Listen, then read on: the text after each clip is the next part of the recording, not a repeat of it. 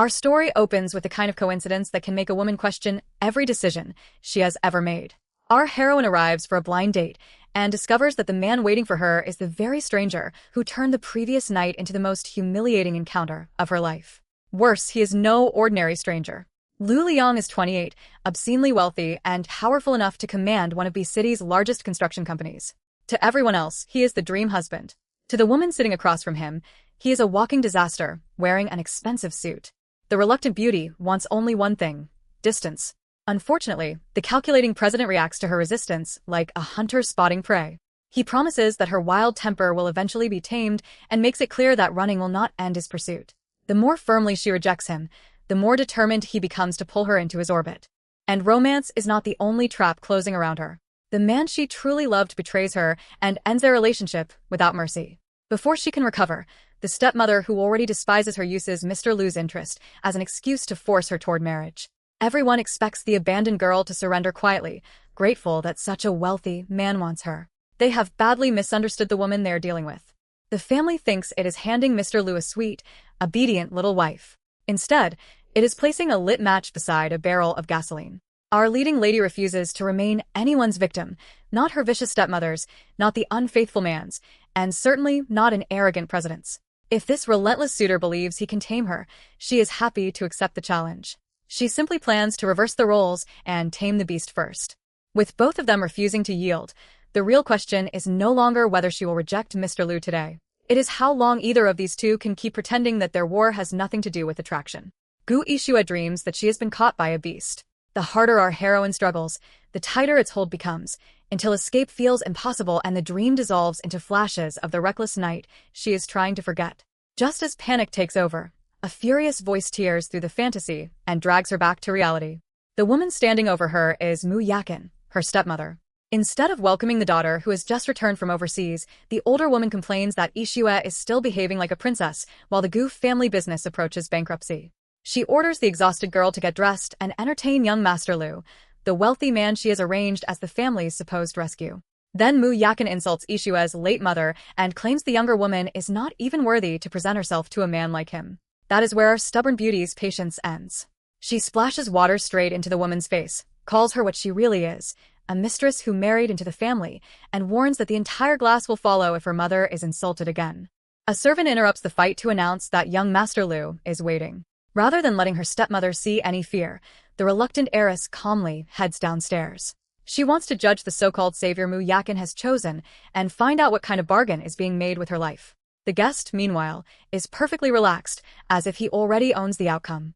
The moment she enters, the stranger greets her with shameless familiarity and asks whether her waist is still hurting. Her polite expression collapses. The man sitting in her house is Lu Liyang, the 28-year-old president of Hongyu Construction, and the one-night stand she never expected to see again. What should have been an awkward blind date has just become a direct confrontation with the most powerful and irritating mistake of her life. Yixue can barely believe that her blind date and her one-night stand are the same man, but she refuses to give him the satisfaction of seeing her panic. Mr. Lu needles her about how clingy she was the night before and pretends to be offended that she now acts like a stranger. Our sharp-tongued girl answers by attacking the one thing his ego cannot ignore, his performance. She declares him the worst man she has ever slept with and claims that he failed to give her anything worth remembering. Then she dismisses the entire encounter as a mistake and tells him she has no intention of suffering through a relationship arranged by her stepmother. The insult lands harder than she expects. Lu insists that he was her first, then pulls her close as though a second demonstration will settle the argument. But the fearless troublemaker is not interested in letting him control the scene. She counters his advance, leaves his pride bruised, and repeats that his skills are every bit as terrible as she claimed. With one final suggestion that he practice elsewhere before embarrassing himself again, she walks out and slams the door on the stunned president. Soon afterward, an acquaintance calls to ask whether the inexperienced woman made the previous night boring. The calculating businessman gives the opposite answer. Yixue was far more interesting than the supposedly wild women around him, and the fact that she appears to have pushed him out of her mind only sharpens his curiosity. He lets the insult go for the moment because he has already decided that, sooner or later, she will be his. Back inside the Gu residence, a servant notices her torn dress and helps her cover it before mentioning another guest. That visitor is Mu Zhaochen, Yixue's ex-boyfriend. He greets her as though their past still gives him the right to act concerned, wearing the same gentle expression that once fooled her. Our leading lady sees only another opportunistic man arriving at her door, and she has no intention of becoming the weak, trusting girl he remembers. Zhao Chen offers his coat and asks what happened to her dress, but the gesture only brings back the moment he revealed his true nature. He left Yixue for Xie Jianing, the mayor's daughter, because the marriage could advance his career, and because he was comfortable keeping the wealthy woman close. Remembering that calculated betrayal, our heroine refuses the coat and reminds the now-married man how humiliating their breakup was. His borrowed tenderness no longer has any power over her.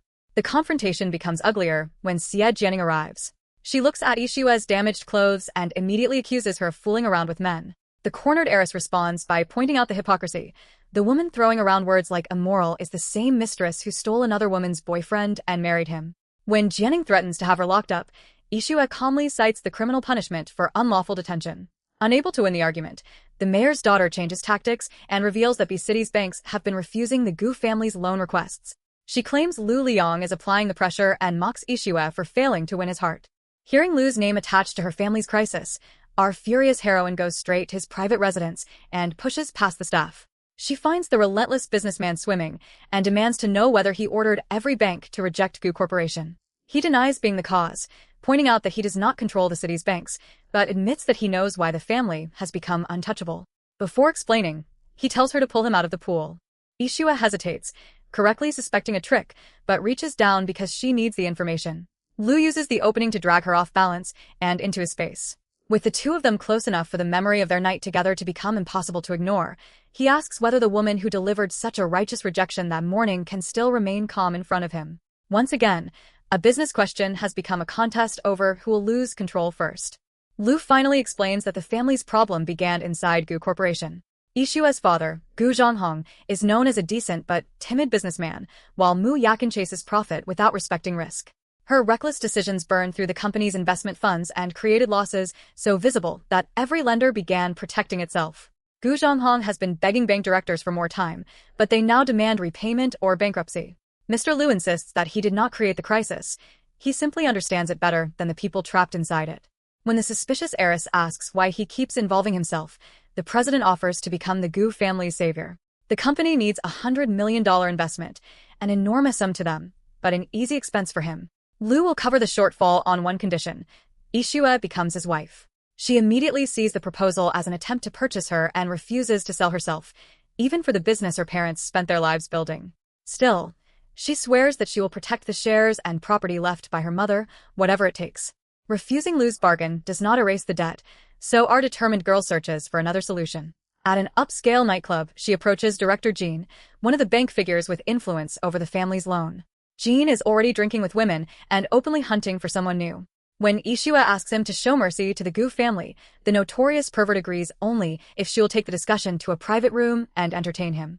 She recognizes exactly what kind of man is sitting before her, but the future of her mother's legacy is still hanging in the balance. Yixue refuses Director Jin's indecent demand and accuses him of abusing his power. Jean laughs, claiming that his family's influence in B City makes him untouchable and threatens to force the issue if she will not cooperate. But the young lawyer did not walk into the club without protection. She has recorded his words and promises to make the evidence go viral, destroying the respectable image he hides behind. Her counterattack wipes the confidence from his smile until the room begins to tilt around her.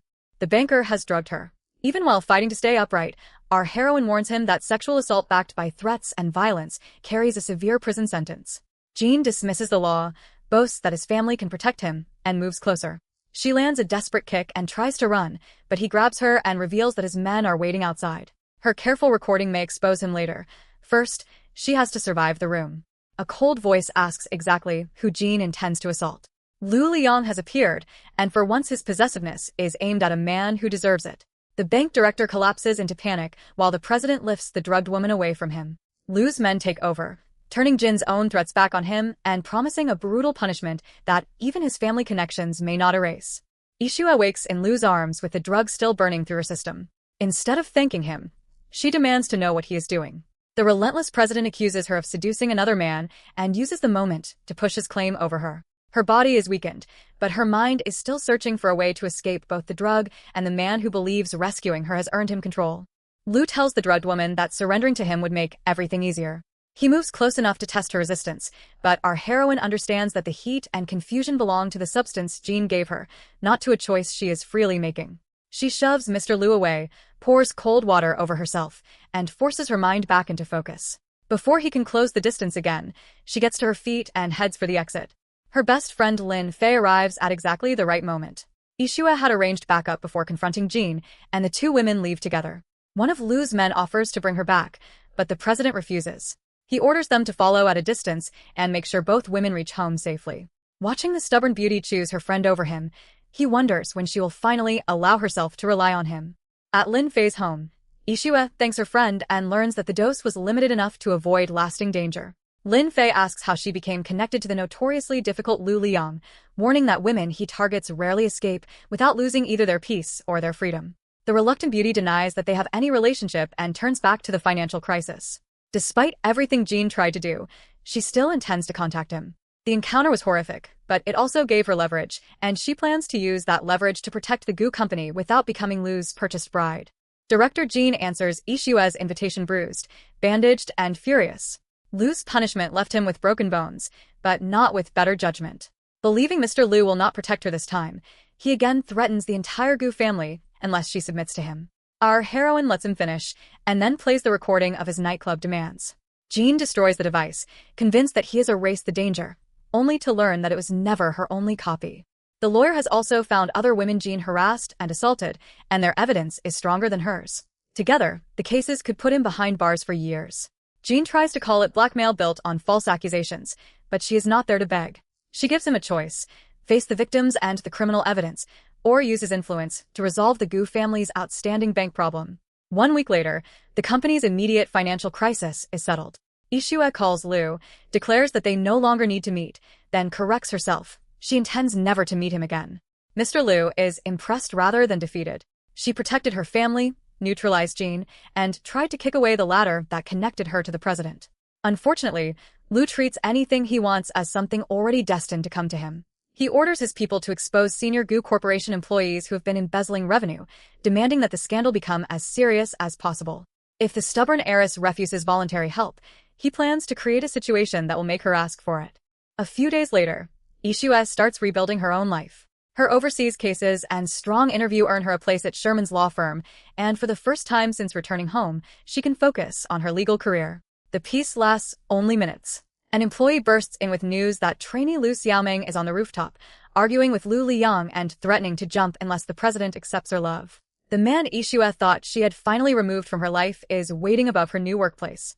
Lu Xiaoming recently joined the firm on a business dispute involving Hongyu Construction. After only a few days around its young, wealthy president, she convinced herself that she was in love. When Lu happens to visit Sherman's firm for a collaboration, the trainee takes him to the rooftop and threatens suicide unless he makes her his girlfriend.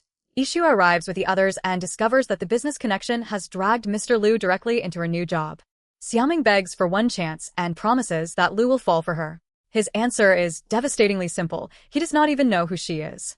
Yixue urges him to calm the woman before someone gets hurt, but the cold president sees through the performance. He says that a person truly determined to die would not need this much staging, then orders his men to pull the trainee away from the ledge. Xiaoming keeps insisting that his concern proves hidden love. Lu asks why he would enter a relationship with a stranger who is trying to manipulate him. Once the romantic performance fails, Xiaoming turns vindictive. She threatens to leak confidential details from Hongyu's case to the opposing side and ruin both Lu and his company. That gives Yixue a reason to step forward as a lawyer. She explains that stalking, defamation, and exposing private information carry detention and financial penalties, with harsher punishment in serious cases. Faced with someone who knows the law and refuses to be intimidated, the trainee finally falls silent. Lu, meanwhile, cannot resist another provocative remark. Most women from his past would never be allowed to speak to him this boldly, but in his mind, the future Mrs. Lu is the exception. After Sherman apologizes for the rooftop chaos, Lu asks whether lawyer Gu intervened out of professional duty or jealousy. She pushes him back and warns that reckless provocation could create legal liability if a genuine suicide attempt ever followed his actions. The president counters that he pays an army of lawyers to handle such risks and insists Xiaoming was only acting. When he boasts about the number of women whose drama he has survived, Yixue recommends that he study sexual harassment law. Lu replies that not every woman from his past is allowed to speak to him so rudely, only the future Mrs. Lu. She rejects the title. He confidently predicts that she will acquire a taste for it. The argument ends when Muyakin calls with devastating news. Media reports have exposed embezzlement by Gu Corporation's senior staff, and the police took Gu Zhanghong away for questioning in front of everyone. The humiliation triggered a heart attack. He now needs an urgent operation costing $300,000, while his wife claims she cannot produce the money and tells Yixue to solve the problem herself. Our heroine immediately doubts the story that Muyakin is penniless, but suspicion does not change the deadline. Her father's life is now tied to the scandal Lu deliberately intensified. Even under pressure, the workaholic lawyer's mind keeps converting threats into charges and penalties. Lu watches her catalog crimes and decides that the attention she gives his behavior must mean she has secretly been watching him. In his gloriously self-serving interpretation, legal self-protection becomes proof that she likes him. For Yixue, however, the only urgent question is where to find the money before the operation window closes. Yixue calls relatives and family friends who once accepted the Gu family's help. Now that bankruptcy and a medical bill are attached to her name, most refuse, hang up, or disappear behind unavailable numbers. Lin Fei cannot cover the gap because her own mother needs treatment. With time running out, the desperate daughter looks at the business card Lu gave her and calls the one man whose money is guaranteed and whose price she already knows will be dangerous. The president asks whether she is finally ready to become Mrs. Lu. Unable to abandon her father, our heroine tries to offer a narrower bargain, intimacy in exchange for the operation money, without promises or responsibility afterward. Lu rejects the arrangement. He claims that he does not sleep with a woman and then discard her. If he crosses that line, she becomes his permanently. Yixue can offer him marriage or leave. He is not interested in becoming a temporary partner when the role he wants is husband. She begs him to reconsider because the surgery cannot wait, but Mr. Lu repeats that there is only one condition. He is struck by the contradiction. She would rather spend another night with him than accept the title of wife. For Yixue, the difference is enormous. She can sacrifice her dignity once to save her father, but marriage would hand over her entire future. She chooses to leave and search for another solution. As the reluctant beauty departs, another woman arrives calling Lu's name. She is Lu Liyang, one of his professional partners, and she is annoyed that he has ignored her repeated calls. Yixue walks away without knowing whether the newcomer is merely business or another complication waiting to enter the war between her and Mr. Lu. Lu Liyang sees Yixue leaving Lu's home and immediately grabs and insults her. When the heroine pushes free, the enraged businesswoman tries to attack again until the president appears and demands an explanation. Lu Liyang calls him Brother Yang, insists that their partnership and 20-year history entitle her to question every woman in his house, and claims Yixue is only temporary entertainment. Our leading lady cuts through the fantasy. Some people marry after one day, while others remain friends forever because the man simply is not interested. Lu plays along, stating that his interest is entirely focused on Yixue. She quietly warns him not to take her improvised act seriously, but Lu Liyang sees only a rival who must be removed. A few days later, Yixue leaves the hospital still unable to find the operation money. She hates admitting that Lu may be the only person capable of helping in time. Before she can decide what to do, someone strikes her in the parking lot. She wakes in captivity and quickly reasons that a bankrupt heiress is a poor ransom target. The motive must be revenge. Lu Liyang soon confirms it, mocking the once proud daughter of the Gu family and accusing her of stealing Brother Yang. Realizing that direct defiance will only provoke the unstable kidnapper, the lawyer puts on a frightened performance and promises to stay away from Lu. Lu Liyang refuses to release her. They are inside the Black Forest nightclub, and she plans to force Yixue to serve the men there until no one cares who she once was. Legal warnings about kidnapping bring only laughter. With the first tactic exhausted, our captive heroine creates a new hook. Before Lu Liyang throws her away, would she not like to know how Yixue captured Lu Liyang's attention? Yixue invents a story designed for Lu Liyang's obsession. She claims that Lu, famous for never returning to the same woman, spent a second night with her and came running whenever she sent a signal. If Lu Liyang follows her instructions, she says, the childhood friend can win him too. Jealous enough to believe there is a secret method, Lu Liyang agrees to hand over a phone. Our heroine now has a path to help, but an obvious police call would expose the trick immediately. The screen lights up with Lu's call. Yixue answers before Lu Liyang can stop her, then pretends a contact was accidental. When Lu asks about his marriage proposal, she gives him the signal he needs. She suddenly calls him babe, says she does not mind becoming Mrs. Lu, and adds that Mrs. Li may become impatient. The wording is completely unlike her, and the jealous kidnapper is standing close enough to be the only possible Mrs. Li. Yixue ends the call before the warning becomes too obvious. The president catches the hidden meaning at once. He orders Cheng Yuan to trace both Yixue's position and Lu Liyang's whereabouts, promising to search every corner, if necessary. Back at the club, Liyang examines the device, grows suspicious, and decides that the captive will not see Lu again. Men arrive to carry out her order just as the rescue search begins. The lawyer's code worked, but whether help can reach the Black Forest before the door opens remains uncertain. Liyang's men drag Yixue toward the club floor, telling her that obedience is the only way to avoid greater suffering. She fights, strikes one of them, and refuses to accept that her coded call failed. The men prepare to force her on stage, and one suggests attacking her first. Just as our heroine runs out of space, the door bursts open and an order rings through the room. Let her go. Lu reaches Yixue, confirms she is alive, and turns on Liyang. He names the crime in the most personal way possible. She kidnapped Mrs. Lu and intended to have men violate her. Liyang tries to hide behind her father's shares in Hongyu Construction and insists that brother Yang still cares about her. The president calls her father insignificant and rejects the fantasy completely.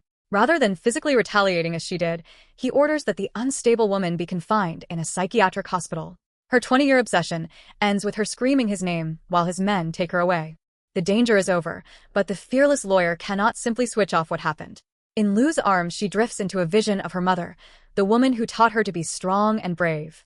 Yixue apologizes because, for once, she does not think she can endure anymore. She asks whether her mother has come to take her away and loses consciousness. When her eyes open again, she is in a hospital. Yixue wakes frightened to find her clothes changed, but Lu explains that a nurse cared for her and that he did not take advantage. She immediately blames his admirers for the kidnapping and tries to reach her father despite her own injuries. Mr. Lu carries her when she cannot walk safely, tells her that Gu Zhonghong's operation succeeded, and promises that nothing like the Black Forest incident will happen again. The apology surprises the woman who thought this man incapable of accepting fault. Lu has already arranged and paid for the operation. When he sarcastically asks whether her married ex should have been the one to help, Yixue discovers a message from Zhaochen. The shameless man calls her special, apologizes for the past, and offers $30,000, but only if she meets him face to face. She sees the hidden motive immediately. Becoming entangled with him would give him another chance to control her, so she blocks the number. Between two dangerous men, she would rather make a clear bargain with the one who has actually protected her father.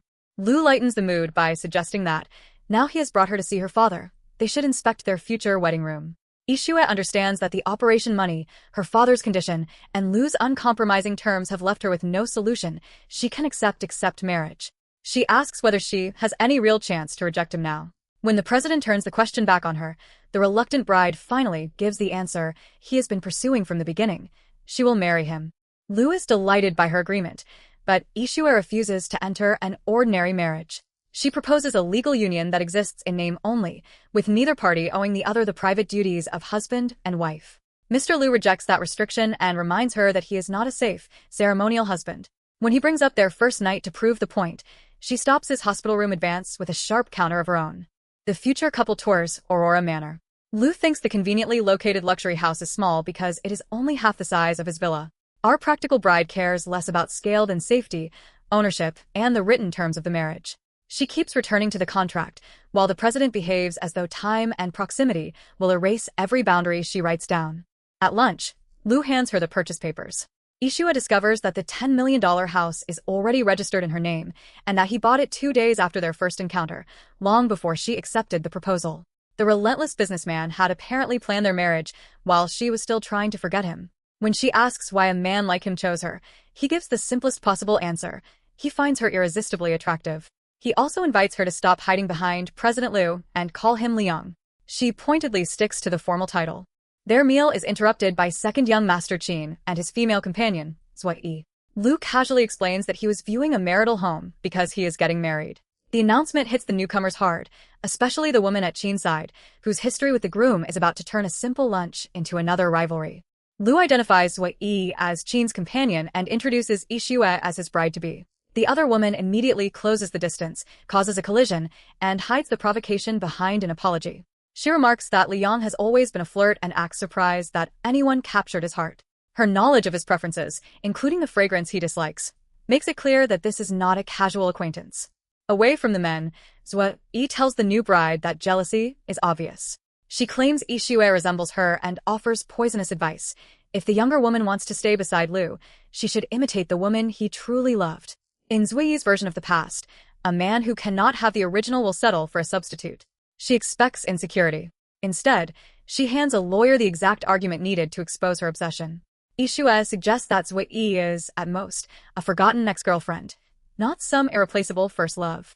Why would the official wife imitate a discarded woman? She invites Zui to attend the wedding and confirm the result herself, assuming Lu remembers to send an invitation. The attack pierces the elegant mask, and Zui reaches toward her in anger. The rivalry is no longer hidden. Zui claims she only wanted to fix Yixue's skirt, but the attempted tug was strong enough to strip it away in front of the crowded restaurant. Our heroine blocks the trick and returns to the table composed. Zui realizes that the new bride is neither gullible nor easy to embarrass. Lu fusses over his fiancée and offers to replace the damaged clothing.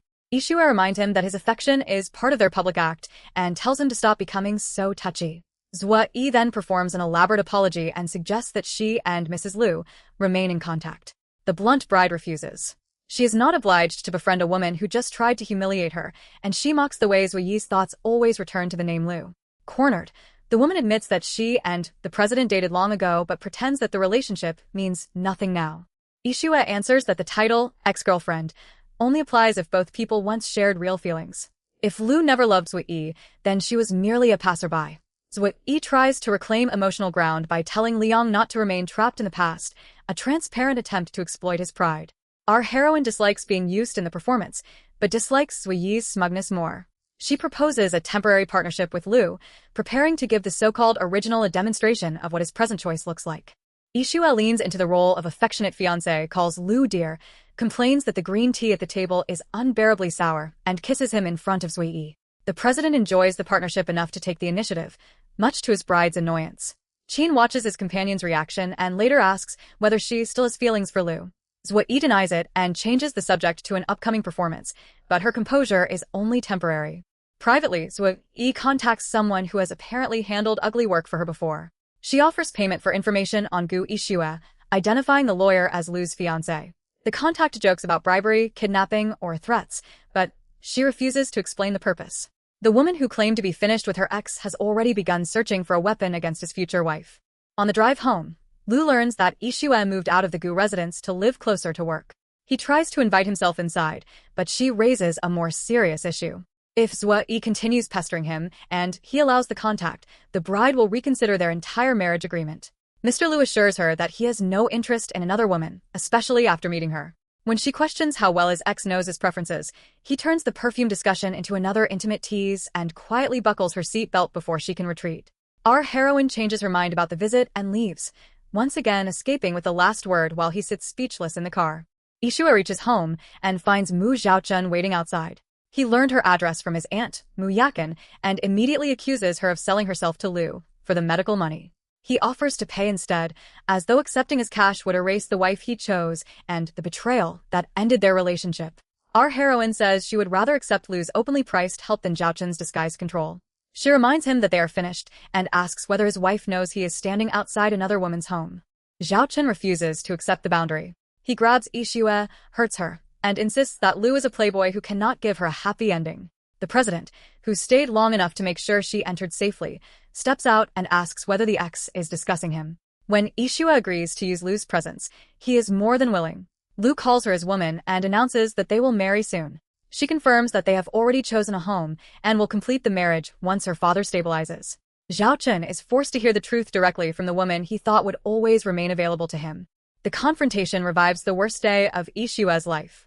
3 years earlier, doctors told her that her mother had died. Unable to accept it, the devastated daughter ran to the boyfriend she trusted for comfort and found Xiaochun with another woman in a dark room. Her mother's death and his betrayal collapsed into the same memory. In the present, Xiaochun's marriage is hardly happy. He admits to Jianing that he never loved her and married only because she insisted. He also hints that he once heard a truth that made a future with Yixue impossible, but whatever that secret was, he chose abandonment when she needed him most. After Xiaochun leaves, Lu asks for coffee and turns the invitation into another teasing offer to have Yixue for dinner. Beneath the flirting, he makes a fair point. She demanded that her future husband cut contact with a persistent ex, so he does not want his future wife emotionally occupied by hers. The reluctant bride agrees. Xiaochun failed her on the day she needed him most. He no longer gets to influence the life she is building now. Yixue and Lu accompany Gu Zhonghong home after his recovery. Mu Yakin rushes forward like a devoted wife, even though she ignored him when the operation required money. The hypocrisy is obvious to her stepdaughter. As the father looks toward Yixue, the family tension that money temporarily buried comes back to the surface. Before the accusation covered in Chapter 22, Mu Yakin gives Jianing a bracelet and presents it as a gift for the wife of the Mu family's son. Jianing uses the symbol to reinforce her position beside Zhao Qin and openly urges him to give her a child. Yixue interrupts the intimate display and tells the married pair not to behave like animals inside her home. Zhao Qin immediately focuses on his ex, deepening Jianing's resentment. When Yixue helps a servant with hot water, Jianing spots an opportunity to punish the woman she accuses of seducing her husband. She offers help only to splash the soapy water, but our heroine reads the movement and reverses it. Jianing receives the mess she intended for someone else. The moment Zhao Qin appears, she switches to a wounded performance, clings to him, and tells him not to blame Yixue, language carefully designed to make everyone blame her. This false injury triggers the family confrontation that follows. Inside the Gu home, Jianing accuses Yixue of deliberately hurting her. Mu Yakin calls the younger woman careless and pushes for an apology, while Gu Zhonghong once again assumes his daughter should step back to keep the peace. This time she refuses the familiar script. She calls Jianing's performance outdated, reminds Mu Yakin that a former mistress cannot lecture anyone about breeding, and tells her father that years of being ordered to surrender and finally being sent abroad taught her exactly how little her innocence mattered inside this house. When Mu Yakin tries to use force, Lu catches her hand and sees how Yixue is treated when no outsider is watching. The stepmother instantly becomes polite and redirects him toward wedding discussions, but the president says there is nothing to discuss in a home his fiancée cannot bear. He asks Yixue to leave with him. She accepts that her father may care, but not enough to make her more than an outsider in his new family. From now on, she decides to live for herself. Lu drives directly toward the civil office. Mu Yakin has already sent Yixue's household registration to his company, making her eagerness to complete the arrangement impossible to hide. The bride says she still intends to marry, but cannot believe the powerful president plans to do it so casually, without even a formal proposal. Lu answers by producing a massive diamond ring. If formality is the final missing piece, he is prepared to provide it, and asks Gu Yixue to marry him properly. Yixue teases that even an enormous diamond feels perfunctory if the proposer refuses to kneel. Lu answers that he has never knelt for anyone, but will do it for her. Soon the two hold their marriage licenses, and the reality of how quickly everything changed begins to catch up with the new Mrs. Lu. Her husband promises a perfect public wedding in half a month. That night, the registered couple finally crosses the boundary she once tried to exclude from the contract. Afterward, the reluctant bride lies awake wondering why Lu wanted her specifically and whether accepting such a sudden marriage was wise. When she leaves the bed, he follows and carries her back. Lu understands that she does not love him yet, but he is not discouraged. In his mind, marriage gives him time. Time for affection to grow and, more dangerously, time for the fiercely independent woman to begin relying on him completely. Yixue wakes sore and startled to find that her husband is still beside her. Lu reminds her that this is their home, not a hotel, and says she will get used to seeing him there. He has already arranged clothing in styles she likes and prepared breakfast. For a moment, our heroine wonders whether marrying him may not be a terrible mistake. The calm does not last. When she treats breakfast like an awkward meeting between roommates, Lu decides that his wife looks more appealing than the food. She diagnoses his desire as a disease. He answers that if loving her is an illness, he has no interest in recovery. The new bride needs to return the household register to her father. Lu insists on accompanying her because it is their first day as a married couple, and because he has not forgotten how the family treated her. He intends to make them pay. The moment they arrive, Mu Yakin becomes excessively welcoming and orders tea, but the president makes his priority clear. He came for Yixue, not for the stepmother's hospitality.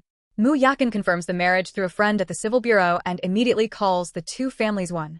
She then asks Lu to hand Gu Corporation a lucrative new Hongyu project, arguing that money should remain among relatives. Yixue refuses. The Gu group cannot handle the job, and Mu Yakin has no right to demand repayment for raising a child she did not raise. When the stepmother tries to strike her, Lu stops the hand and asks whether this is how the family treats his wife. Away from Mu Yakin, Lu says Yixue clearly did not live happily in this house and promises to solve every problem beside her. She jokes that his presence only interferes with her ability to fight back, but privately admits that he nearly charmed her. Before returning the household register, the couple overhears Gu Zhonghong condemning his wife's attempt to profit by selling a daughter. He asks whether she would act the same way if Yixue were biologically hers. Mu Yakin fires back with a sentence that changes the young woman's entire identity. Yixue is not Gu Zhonghong's biological daughter either. The argument exposes decades of buried history. Mu Yakin had Gu Zhonghong's child before marriage and let her brother raise the boy as Mu Zhaochen. The cheating ex is therefore their biological son. She claims that Gu Zhonghong later married Yixue's mother, Gu Wan, leaving Mu Yakin unmarried and the boy without his father's name. She resents both mother and daughter for the life she believes was stolen from her. Yixue steps into the room and asks whether the claim is true. Gu Zhonghong tries to explain, but Mu Yakin delivers the cruelest possible version. Yixue was born before her mother's marriage and does not know the identity of her biological father. Gu Zhonghong took them in and raised the child as his own. The stepmother calls Gu on a homewrecker who destroyed her family. Before the attack can continue, Lu arrives and warns that one more insult about his wife will have consequences. Mr. Lu is disgusted that Gu Zhonghong defended the family only after the damage was done. He threatens consequences for the entire household, including Zhaochen, if they mistreat Yixue again, then tells his wife to leave with him. She pauses. The argument destroyed one certainty, but created a clue. Someone once stood beside her mother before Gu Zhonghong. Yixue asks whether her adoptive father knows the identity of that man, her biological father.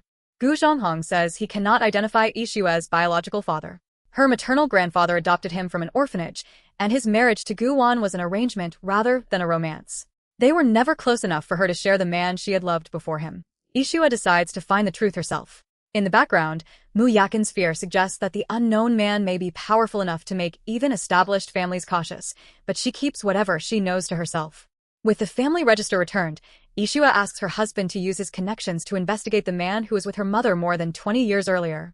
Lu warns that the trail is old, but agrees to try. Our heroine imagines confronting the father who abandoned Gu Wan and their child. The president, charmed by her fierce determination, asks for a favor of his own and turns the private conversation into another flirtatious ambush. Yixue assumes Lu's requested favor is another attempt to take advantage of the car's privacy. He lets her imagination run until she is thoroughly flustered, then reveals that he only wants to take her to a wedding dress fitting. The chosen gown was designed in France and cost millions. Everyone expects the bride to be overwhelmed by the expense, but she sees extravagance without personal meaning. Lu thinks his wife looks beautiful and leaves the final choice to her. Yixue rejects the lavish design. Her mother once had a spectacular wedding and was praised as half of a model couple, yet she and Gu Zhonghong lived like strangers. To the bride, ceremony without love is only decoration. The thought catches painfully on her own situation. Her marriage to Lu is also a contract without love. Mr. Lu hears enough to understand that she considers marrying him unimportant, and the confidence slips from his face. Lu tells the staff to dispose of the $1,000,000 dress because it has no value if his wife dislikes it. Yixue stops the waste and arranges to sell it at a discount. Since it was purchased for her, she argues that the recovered money can fund a simpler ceremony. She wants Lin Fei as bridesmaid and witness, not a meaningless luxury display. Lu realizes that her rejection was not indifference. She has already begun imagining what their wedding should actually feel like. That night, husband and wife grow closer again. Lu treats their attraction as something they can strengthen with practice, but Yixue remains frightened by how safe and cared for she feels. Responding fully would mean risking the same emotional dependence that once shattered her. The next morning she expects peace because he is gone, only to discover that the relentless president is still home and has prepared breakfast.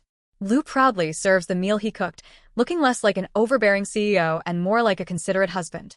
The visitor at the door is his mother, Yi Manqing. Seeing an unfamiliar woman in her son's home, she assumes Yixue sold herself for money and orders her out. The new daughter-in-law refuses the insult. She announces that she and Lu married the previous day, that the house and the man now belong to her, and that disrespect will be answered in kind. By the time Lu appears, the two women have become enemies in under 5 minutes. After Yixue leaves for work, Lu identifies his wife as the legitimate daughter of Yi Manqing's current husband, Fu Jingxuan. The name horrifies his mother. Lu's biological father, Lu Feng, died in prison 15 years earlier after being framed. Yi Manqing then remarried Fu Jingxuan, her first love, to survive. Her son never forgave the speed of that decision and has treated his stepfather as an enemy ever since. She now fears that marrying Fu's daughter is part of a revenge plan to destroy him. Lu insists that Yixue is the only person he cares about, but his private thoughts reveal the complication. The unknown father she asked him to find is Fu Jingxuan, and Lu already believes that the long-missing daughter is the powerful man's only weakness. Whatever his original motive, his feelings for his wife are now real enough to create fear. When Yixue learns that her husband knew the truth, and that her identity is connected to his war against Fu, will she still stand beside him? Yi Manqing decides to separate the couple without telling Fu Jingxuan. She apologizes for the first meeting, then argues that Yixue has already received enough money to walk away. The young lawyer's absent ring seems to support the claim that she never wanted the marriage. In truth, the diamond is simply too enormous to wear to work. Yixue sees through the performance of concern and answers that Lu is a businessman. If he spent a fortune on her, it is because he believes she is worth the investment. The arrogance reminds Yi Manqing of Gu Wan, revealing that she knew Yixue's mother. She then warns that Lu's late father once belonged to B City's criminal underworld and still has loyal men who might react badly to a woman, haunting his son. Our heroine does not flinch. She had already informed Lu about the private meeting, and the president arrives before his mother can turn the threat into action. Lu accuses his mother of using his father's old men against his wife and challenges her belief that he cannot love Yixue. Yi raises a hand, but the bride catches it instinctively and says that even a mother cannot treat the man who belongs to her this way. When Yi again asks why he must marry Fu Jingxuan's daughter, Lu pulls Yixue into his arms and gives the answer neither woman expected to hear so plainly, because he loves her. On the drive away, Yixue realizes that Lu and his mother behave more like enemies than family. She tries to comfort him, which he immediately turns into an excuse to pull over and demand affection. His reckless lane change attracts a traffic officer and a fine. The lawyer reminds him that she warned him, then gives him a small kiss, because she has no better method of comfort. Lu stops the car again, returns a much deeper kiss, and informs his startled wife that only that version will work in the future. At home, Yi Manqing plans to remove Yixue before Fu learns that his daughter married Lu. She is too late. Fu Jingxuan sensed that something was wrong, investigated his wife's private meeting, and discovered both the marriage and the identity of Gu Wan's daughter. Yi asks what he intends to do. Fu answers without hesitation. Yixue is his child, and he will bring her home. Yixue invites Lin Fei to her wedding and discovers that her best friend has an engagement announcement of her own. The Lin family is paid for her mother's long illness, and in return she is expected to marry the grandson of her grandfather's comrade. Fei describes a man still entangled with an ex and a family she cannot easily refuse. The two friends laugh bitterly at their shared fate, then promise not to regret their decisions or surrender themselves inside the marriages. Yixue forgets to ask the fiancé's name, a small omission that may matter later. Outside, Huanggang introduces himself as Lord Fu's guard and says Fu Jingxuan and Yi Manqing want Yixue at a family meal. She only knows Fu as Lu's stepfather, so the invitation feels suspicious. With no safe reason to refuse, she agrees, but secretly messages her husband. When the guard tells her to fasten the seatbelt, a violent impact reveals that someone else has intercepted the car. The attacker is Lu. He forces the escort to stop and reaches his wife before she disappears into the Fu estate. Yixue admits that she expected him. The president calls her his love and promises to find her wherever she is taken. As the couple leaves, Huanggang understands that Lu has sensed Fu's purpose and vows that the daughter will not be kept from her father so easily. Lu drives away after warning Huanggang that no one may take his wife without permission. He tells Yixue why the stepfather inspires such anger. Yi Manqing remained in contact with Fu while Lu Feng was alive, then married her first love less than 6 months after her husband's death. Fu also took control of Lu Feng's company and estate, building his present power from what the dead man left behind. Lu and Fu openly despise each other, while Yi alone pretends the rebuilt family is happy. The president promises that no one will force Yixue again. She warns that she intends to believe him, then complains when he immediately turns the reassurance into another kiss. Fu dresses carefully, orders extra dishes, and shows more happiness than his wife has seen in years. He admits that he failed every duty of a father and does not plan to reveal himself immediately. He only wants to see Yixue and protect her secretly. Yi outwardly agrees while privately fearing that Gu Wan's daughter will take both her husband and her son. When Huanggang returns injured and explains that Lu intercepted the car, Fu decides to meet his hostile stepson directly. Fu Jingxuan arrives at Hangyu Construction faster than Lu expected. The president greets him with a deliberately provocative choice of title, Mr. Fu, or father-in-law. Both men know exactly why he has come, and neither intends to yield control over Yixue's future. After Fu's rapid visit to the office, the story returns to the newlyweds at home. Yixue tries to prove that Lu is not always the one in control, only to discover that confidence is not the same as experience. By morning, the calculating husband has reclaimed the advantage and tells her that he stayed beside her because he wants to be the first person she sees when she opens her eyes. The charm is becoming sophisticated enough to frighten the woman determined not to fall for him. Lu asks his wife to prepare for a meeting with someone important. He says that even his connections could not uncover useful information about the man who stood beside Gu Wan more than 20 years earlier, but the person they are about to visit is central to the mystery. Whatever passed between Lu and Fu during their private confrontation has pushed the president toward his next move. He now intends to take Yixue to the Fu family himself. Lu brings Yixue to the Fu residence, calling the visit a proper meeting with her elders. Fu Jingxuan has ordered an extravagant welcome because he is finally seeing his long-lost daughter. His nephew Fu Shiping and Shiping's celebrity wife, Ding Yunqi, watch the attention with concern. They already fear that the newcomer may interfere with plans of their own. Yixue greets Fu as uncle and feels an inexplicable closeness, unaware that the nervous host is her biological father. Fu Ting, the adopted daughter Fu Jingxuan raised after his elder brother died, rushes into Lu's arms and demands his attention. The president rejects the childish display and tells her to rely on Fu Shiping, her actual brother. Ting pushes past Yixue and refuses to recognize the stranger. The bride responds physically enough to get her attention, introduces herself as the woman who holds Lu's marriage certificate, and instructs the younger woman to call her sister-in-law. Ting calls her a liar and asks to have her thrown out. Fu Jingxuan orders Ting to apologize and confines her upstairs if she insults Yixue again. His immediate defense surprises the guest and deepens the strange sense of familiarity she feels around him. Yi Manqing sees only danger. Gu Wan's daughter has entered the mansion, captured the patriarch's attention, and disrupted the family within minutes. She vows to find a way to remove the new bride before that closeness becomes permanent. The tense welcome settles into dinner, where the bride is introduced to Fu Shiping and his wife, Ding Yunqi. With Lu and Yixue's wedding only 10 days away, the table should be celebrating the couple. Instead, Yunqi redirects the attention to her own pregnancy. She proudly announces that an ultrasound showed a boy and declares that the Fu family finally has an heir. Fu Jingxuan immediately corrects her. A daughter would be equally welcome, and screening a fetus merely to learn its sex is not something to celebrate. Yunqi claims that pregnancy has made her anxious and asks to move into the mansion, arguing that neither side of the young couple's family can care for her. Beneath the helpless performance is a calculated plan. Lu openly despises Fu Jingxuan, who has no known biological children, so the pregnant actress wants her son raised beneath the patriarch's roof before anyone else can claim his wealth. Yi Manqing recognizes the maneuver at once, but Lu blocks it with a more dangerous proposal. He and his wife should move in too. The suggestion shocks the room because Lu makes it sound as if Yixue is already pregnant. She hurriedly denies it, only for her shameless husband to explain that they plan to have children after the wedding, and that daily effort should make the result inevitable. Our flustered lawyer pinches him for speaking so freely in front of the elders. Lu jokingly accuses Mrs. Lu of domestic violence, while Fu Jingxuan eagerly orders a room, a nursery, and professional postpartum care before any baby even exists. His uncharacteristic excitement confirms Ding Yunqi's worst fear. The newcomer has somehow become more important than the child she hoped would secure her future. Before the newlyweds leave, Fu encourages Yixue to visit often and stay for several days whenever she can. Once they are alone, the exhausted attorney compares the household to a palace intrigue drama. Lu warns her not to underestimate Fu Shiping and especially Ding Yunqi.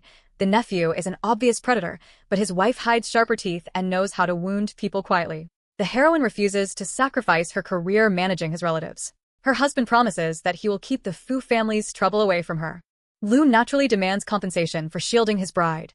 Yixue gives him a quick kiss and tells him not to delay traffic, but the president considers that only a deposit. He promises to collect the balance that evening, leaving our leading lady convinced that the respectable businessman is actually an accomplished rogue. The final 10 days vanish in a rush of wedding arrangements. On the morning itself, Yixue stands inside the Gu home, a place that no longer contains anyone she loves, but still holds her happiest memories with her mother. She remembers Gu Wan telling her to marry someone who loves her, because receiving devotion may bring greater happiness than chasing it. Their relationship began as a bargain for money and protection, yet Lu has repeatedly proved dependable when everyone else failed her. When the groom arrives and says he has come to take her away, the bride silently hopes that trusting him was not the wrong choice. 3 days before the ceremony, Zui visits her imprisoned elder brother for the first time in 8 years. She demands that he prevent Lu from marrying another woman. The inmate tells his little sister to abandon the obsession because their family already owes the Lus too much. Zui answers that his conviction made her live beneath the label of a criminal sister and calls him the stain on their parents' lives. She turns that shame into leverage, demanding repayment for everything she endured until her brother reluctantly promises to find a way. At the city's most luxurious hotel, reporters swarm the groom. His close friend and company vice president, Shi Chung, teases him while carrying out one strict instruction. The media may film the venue, but no photograph of Mrs. Lu may be published. Lu does not want public attention disrupting his wife's life or career. Shi Chung can see that the supposedly strategic marriage has become real, but he also understands the danger. The woman his friend has fallen for is Fu Jingxuan's biological daughter. When Yixue arrives, the venue stops her in her tracks. Lu personally designed everything, and the result is almost identical to the dream wedding she once imagined. Our heroine entered the marriage expecting a practical performance, yet his attention to her unspoken wishes makes it dangerously easy to surrender to his tenderness. Lu notices that she is moved, embraces her, and privately resolves to work even harder until the guarded bride truly loves him. He promises to make her the happiest woman in the world before the day ends. Mu Xiaoqun appears among the guests, making his wife nervous that he still cannot release his old love. He insists that Yixue is now only a younger sister to him. That belief exists because Mu Yakin revealed that she and Gu Zhanghong are his biological parents, then falsely claimed that he and Yixue share blood. In reality, Yixue is not related to Gu Zhanghong at all. The stepmother concealed that final fact because convincing Xiaoqun that the pair were siblings was the surest way to destroy his remaining feelings. As the officiant begins, Shicheng pulls Lu aside with an emergency involving Zui Yi. The president's expression changes at once. He asks to leave briefly, but his bride refuses to accept a vague excuse on their wedding day and demands the entire truth. Shicheng warns that if they do not go immediately, it will be too late. Lu chooses the emergency. He pushes past Yixue and promises to return, even claiming that he will arrange a larger ceremony after the crisis is over. The groom runs out moments before the ring exchange. Fu Jingxuan wants him dragged back, Yi Manqing searches for an innocent explanation, and Mu Yakin exposes the cruelest possible interpretation by telling Yixue to ask Lu's former girlfriend. The bride now understands that the man she had started to trust abandoned her at the altar for Zui Yi. Rather than beg or create a spectacle, the ICECOM lawyer asks Fu Jingxuan and Yi Manqing to inform every guest that the wedding is cancelled. Lu reaches the prison hospital and learns that Zhugang fought with a cellmate, suffered a broken rib and a punctured lung, and fell into a coma. His subordinate Cheng Yuan also confirms that Zui Yi visited her brother 3 days earlier after years of silence, making the timing suspicious. When the patient is declared safe, Lu orders round-the-clock protection. Zhugang cannot die because he possesses evidence that may clear Lu Feng's name. Shicheng assumes his friend panicked for Zui Yi, but Lu finally clarifies their history. Zhuagang's betrayal helped send Lu Feng to prison for a crime he did not commit. After learning that the traitor had hidden exonerating evidence, Lu deliberately approached Zui Yi to reach it. She, in turn, stayed close for the money and status he could offer. There was no sincere love between them. Only two people using each other. Until the proof is recovered, however, neither sibling can be allowed beyond his control. Back home, Yi Manqing blames Yixue for canceling the ceremony instead of waiting, but Lu goes directly to his wife. He begins to explain, then stops. He fears that the kind-hearted woman will hate the manipulation and proximity to Zui Yi that his search for justice required. Our heroine hugs him and says she understands that an abandoned bride could hardly manage the guests alone. Lu thinks she has forgiven him, until she calmly says there is no reason to be angry because they are merely contractual partners and nothing more. The wedding did not end their legal marriage, but his secrecy has pushed her heart behind its walls again. 1 week later, married life appears normal. Yixue gives her husband the morning kisses he requests and even responds to him in private, yet Lu feels coldness beneath every obedient gesture. The abandoned ceremony turned the relationship back into a contract in her mind. She leaves for work after mentioning a lunch appointment, and the man who once controlled every negotiation is left wondering how to recover the trust he carelessly damaged.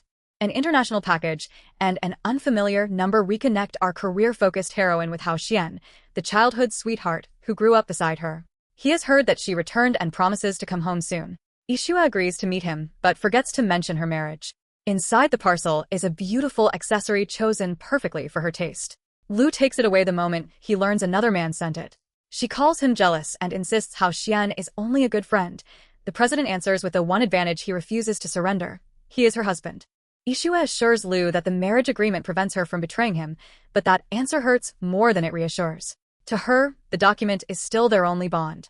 She refuses to soften again and declares that the rising stage of her career leaves no room for love. Lu offers to use his relationship with senior attorney Shen Manfu to help her obtain a difficult economic case. The young lawyer refuses that shortcut too. She would rather build strength that convinces even herself than climb through her husband's influence. Lu realizes that she is steadily excluding him from her life, and that the wedding is the reason. The firm gathers around a high-value compensation dispute. They previously won, but the importing company went bankrupt before paying their client. Senior attorney Yang Dan recommends another appeal against the empty company, and most colleagues agree. Yixue alone proposes bypassing the importer and suing the bank that released the goods without receiving payment. The route is riskier, but a victory would recover the client's full loss rather than produce a useless judgment against a bankrupt defendant. Shen Manfu approves the unconventional strategy and places the entire matter in the newcomer's hands. The opportunity surprises even her, but she vows not to disappoint her mentor or the client. She sees the case as the beginning of the independent career she must establish before the contract marriage ends. Yang Dan and trainee Lu Xiaoming cannot accept that a junior colleague won the prized case. They accuse Yixue of climbing into someone's bed, unaware that their target is listening. Our sharp-tongued advocate steps out, warns Yang that unsupported accusations amount to defamation, and reminds Xiaoming of the rooftop stunt she used to pressure Lu. Humiliated, the trainee rushes at her. Yixue steps aside, and the attacker crashes to the floor, then immediately sees a way to turn her own fall into a weapon. Co-workers arrive to find Xiaoming on the floor, and police take both women in. What began as an argument becomes serious when the trainee claims Yixue deliberately broke her arm and refuses mediation. Because there is no camera in the restroom, the accuser believes no one can prove she fell by herself. Our heroine refuses to absorb the lie quietly and asks the officers to open a formal case, even though both sides must remain until someone can bail them out. Lin Fei cannot talk because she is meeting her fiancé's elders. Gu Zhonghong answers his daughter, only to ask for more money from Lu. One failed call after another reveals how small Yixue's dependable world has become. The only person left is the husband she has been trying not to need. The president's assistant promises to relay the message, but Lu is closing a major project. Unwilling to interrupt, the employee decides on his own that the arrest can wait and tells Mrs. Lu that her husband will discuss it after the meeting. Yixue declines the assistant's offer to send someone else.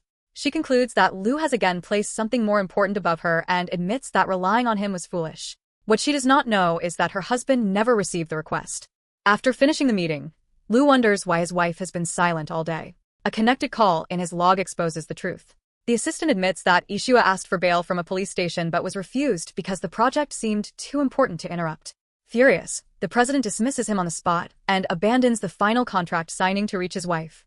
Lu arrives, completes the release formalities, and apologizes for being late. For a moment, the exhausted woman can hardly believe that he came. But the relief dies beneath the humiliation of waiting. She rejects his hand and says she can walk by herself. Her husband understands that she blames him, learns the outline of Xiaoming's accusation, and refuses to delegate the response. This time he will handle the person who hurt her himself. Xiaoming boasts to Yang Dan that Yixue's nearly bankrupt family cannot possibly provide protection. She expects a scandal to leave her rival with a criminal record and force Shinmanfu to dismiss her. Then a man introduces himself as Gu Yixue's husband and offers to mediate. Xiaoming starts shouting that she will never compromise until she looks up and recognizes President Lu. Even after recognizing him, Xiaoming demands jail for the woman she now envies more than ever. Lu calmly offers a legal fight and suggests that investigators use a polygraph to resolve the contradictory statements. The liar knows she will be exposed and immediately changes the accusation into a misunderstanding, promising to close the case that very day. Lu allows her to retreat but gives one warning. Gu Yixue is his wife, and no one is permitted to bully her. At home, Lu makes his recuperating wife rest and offers to have both office bullies fired. She refuses. Their knowledge of the marriage is dangerous enough. Dismissing them might provoke a public leak and make every future success look like favoritism. She asks him to keep their relationship secret, then casually sends him to cook. His attentive domestic side seems almost perfect, but our guarded heroine still reminds herself that a contractual husband will not belong to her forever. Shicheng calls in anger and supplies the fact Yixue was missing. Lu did not ignore her for business. The assistant concealed the request. The moment he learned the truth, he walked away from a $3.5 billion deal that the company had spent a month preparing. Shicheng declares that beauty has destroyed his friend's reason and refuses to become involved again. Once the call ends, Yixue realizes that she misunderstood her husband and that her recent coldness may have punished him for a choice he never made. While recovering from the office incident, Yixue uses the time away from the law firm to manage the Gu group she took over with Lu's support. In only 2 months, she has learned the company's affairs well enough to impress her staff. A major project will be tendered in 1 week, but the group lacks the intelligence needed to compete. She orders her team to organize everything they possess and promises to solve the information gap herself. Work becomes both her path to independence and a place to hide from her complicated marriage. A week after the police station misunderstanding, their relationship has stabilized but not fully healed. Yixue returns to her desk and discovers a complete dossier containing exactly the reference material Gu Group needs for the bid. Lu found it for her and came home early to deliver the surprise personally. When she suggests that he should concentrate on his own projects, the corporate prince answers that she matters more to him than money, the same truth his abandoned $3.5 billion contract already proved. Gratitude makes the atmosphere warm, but the wounded woman protects herself with teasing cynicism. If Lu only wants her body, she says, then she can desire his in return. Each partner simply takes what is needed. She even threatens to replace him if his service disappoints. Lu refuses to let her reduce them to a physical trade. He promises to clear every misunderstanding patiently, but warns that leaving him is one dream she will never be allowed to realize. Unable to tolerate more rest, our tireless attorney returns to work. The economic case went back to Shin Manfu during her absence, but her mentor values her skill and assigns another matter. A co-worker catches her studying intimate footage and assumes the worst. Yixue coolly explains that the recording is evidence of a husband's adultery, not entertainment, and dismisses the intruder's attempt to shame her. Lu arrives personally to take his overworked wife home, provoking another jealous observer. In the elevator, Yixue explains that the hidden camera recording may not be admissible even though it proves the betrayal. Her husband thinks the client should simply throw the cheater out. The lawyer rejects that easy escape. The innocent spouse would carry the financial burden while the guilty man continued comfortably. Freedom has a price, but the law exists so that the wrong person does not have to pay all of it. The elevator suddenly jolts to a halt on the 5th floor. Lu reports the failure, but the building is nearly empty and help may not arrive until morning. Yixue insists there is nothing to fear and rejects his invitation to cling to him. One detail betrays the performance. Her palms are drenched in sweat. Yixue has hidden claustrophobia so successfully that even her husband never noticed. She changes the subject by observing that an elevator failure during off-peak hours is suspicious. Lu agrees that someone probably engineered it and promises consequences, then calls his own team when he learns that maintenance staff have gone home. The usually reserved woman talks constantly to distract herself from the cold darkness, and Lu encourages her to continue. The darkness draws out an old memory. At 17, Yixue found an injured boy in the suburbs with a crowd hunting him. She hid him in a dark room and led his pursuers away, convinced despite the danger that he was not evil. She never learned whether he escaped. As the memory ends, her phone dies, and the enclosed space finally overwhelms her. Lu reaches for her and angrily demands faster rescue, making it clear that her fear matters more to him than the mystery outside. The rescue team forces the elevator open. Lu orders surveillance footage examined and wants the mastermind's identity before 7 o'clock. He vows not to spare whoever terrorized his wife, while Yixue insists that she can uncover the culprit herself. Their methods differ, but both understand that the breakdown was an attack, not an accident. Yixue confronts Xiaoming at the firm and accuses her of disabling the elevator. The trainee demands proof, convinced that switching off the main power also erased the cameras. Shen Manfu reveals her mistake. For safety, the surveillance system runs on an independent supply, and it recorded everything. Attempting to trap two people inside a powerless elevator is not harmless revenge. With the evidence secured, the culprit is taken to the police station. After thanking her mentor and discussing the divorce case, the victorious lawyer discovers a bouquet of bellflowers. Because the sender knows her favorite flower, she assumes it came from Lu. In fact, her husband arrives separately and immediately wonders which man has been courting his wife behind his back. The couple argues from completely different assumptions. Yixue thinks Lu is making trouble over his own gift, while he sees another man's flowers and a wife who never wears her wedding ring. He asks whether she is truly so unwilling to be married to him and reminds her that, contract or not, she is Mrs. Lu. The quarrel pauses when she explains that bellflowers mattered to her mother. That small piece of family history redirects his jealousy toward a much older mystery. Yixue's aunt told her that Gu Wan loved bellflowers, which explains why the daughter treasures them too. Even now, an unknown person leaves a fresh bouquet on every anniversary of her mother's death. Yixue has tried to catch the visitor but never succeeded. She imagines a secret admirer. Lu argues that a man who loved Gu Wan yet only appears after her death cannot be especially admirable. His suspicion soon circles back to the person who sent his wife the same flowers. Tired of his jealousy, Yixue locks him out and decides to sleep alone. A door inside his own house proves meaningless. Lu joins her before morning and proposes exercise, only for the supposedly cornered wife to reverse the situation and leave him sulking. Their banter shows that physical familiarity is growing even while emotional certainty remains out of reach. Outside the office, Yixue encounters senior attorney Wang Jian, a colleague famous throughout the profession for relentless work. His casual greeting seems harmless, but his appearance links directly to the bouquet that caused the argument. Wang Jian asks whether the young lawyer liked the flowers he delivered the previous day. Yixue is startled. They handle different kinds of cases and rarely speak, so the gesture feels too personal. Only now does she understand why Lu reacted so sourly. Lu follows his wife inside to return a scarf she left in the car and immediately asks about the man beside her. Terrified that someone will discover the marriage, Yixue sends him away quickly, but Wang Jian has already seen enough. Lu jokes that his wife is too popular, while she can only hope the witness will not turn their private life into office gossip. The senior attorney addresses her as Mrs. Lu and claims that marrying such a powerful man means no one can question her ability. Yixue hears the insult beneath the compliment. The firm has not been acquired by Hong Yu, and Shin Manfu does not take orders from her husband. She asks whether Wang Jian's own divorce proves professional incompetence, then advises him to work instead of imagining how others climb. The flowers were never innocent friendship. They were the opening move of a man already prepared to diminish her. Yixue learns that the hidden camera recording from her divorce case has appeared online through an anonymous account. The publication itself is questionable, but the public reaction changes the pressure surrounding the case. That afternoon, the court grants Lu Fang a divorce, awards her a villa and vehicle, and orders her unfaithful husband, Feng Yuan, to pay 2 million yuan. The client does not feel victorious. She loved Feng Yuan from college, gave him everything while he built a business, abandoned her own career to maintain their home, and watched success gradually make him absent and unfaithful. Material compensation cannot restore the years when they were poor but devoted. Her story reinforces Yixue's deepest fear. Men and affection are unreliable, so she must grow strong enough to control the company her mother left behind. Unknown to the lawyer, Lu arranged the anonymous upload that strengthened her client's position and specifically orders his staff never to tell her. Later, while he watches his sleeping wife, Hao Xian calls. The childhood friend confirms that his flight lands the next afternoon, and Yixue repeats her old promise to collect him. Lu recognizes the name, but cannot yet place why it feels familiar.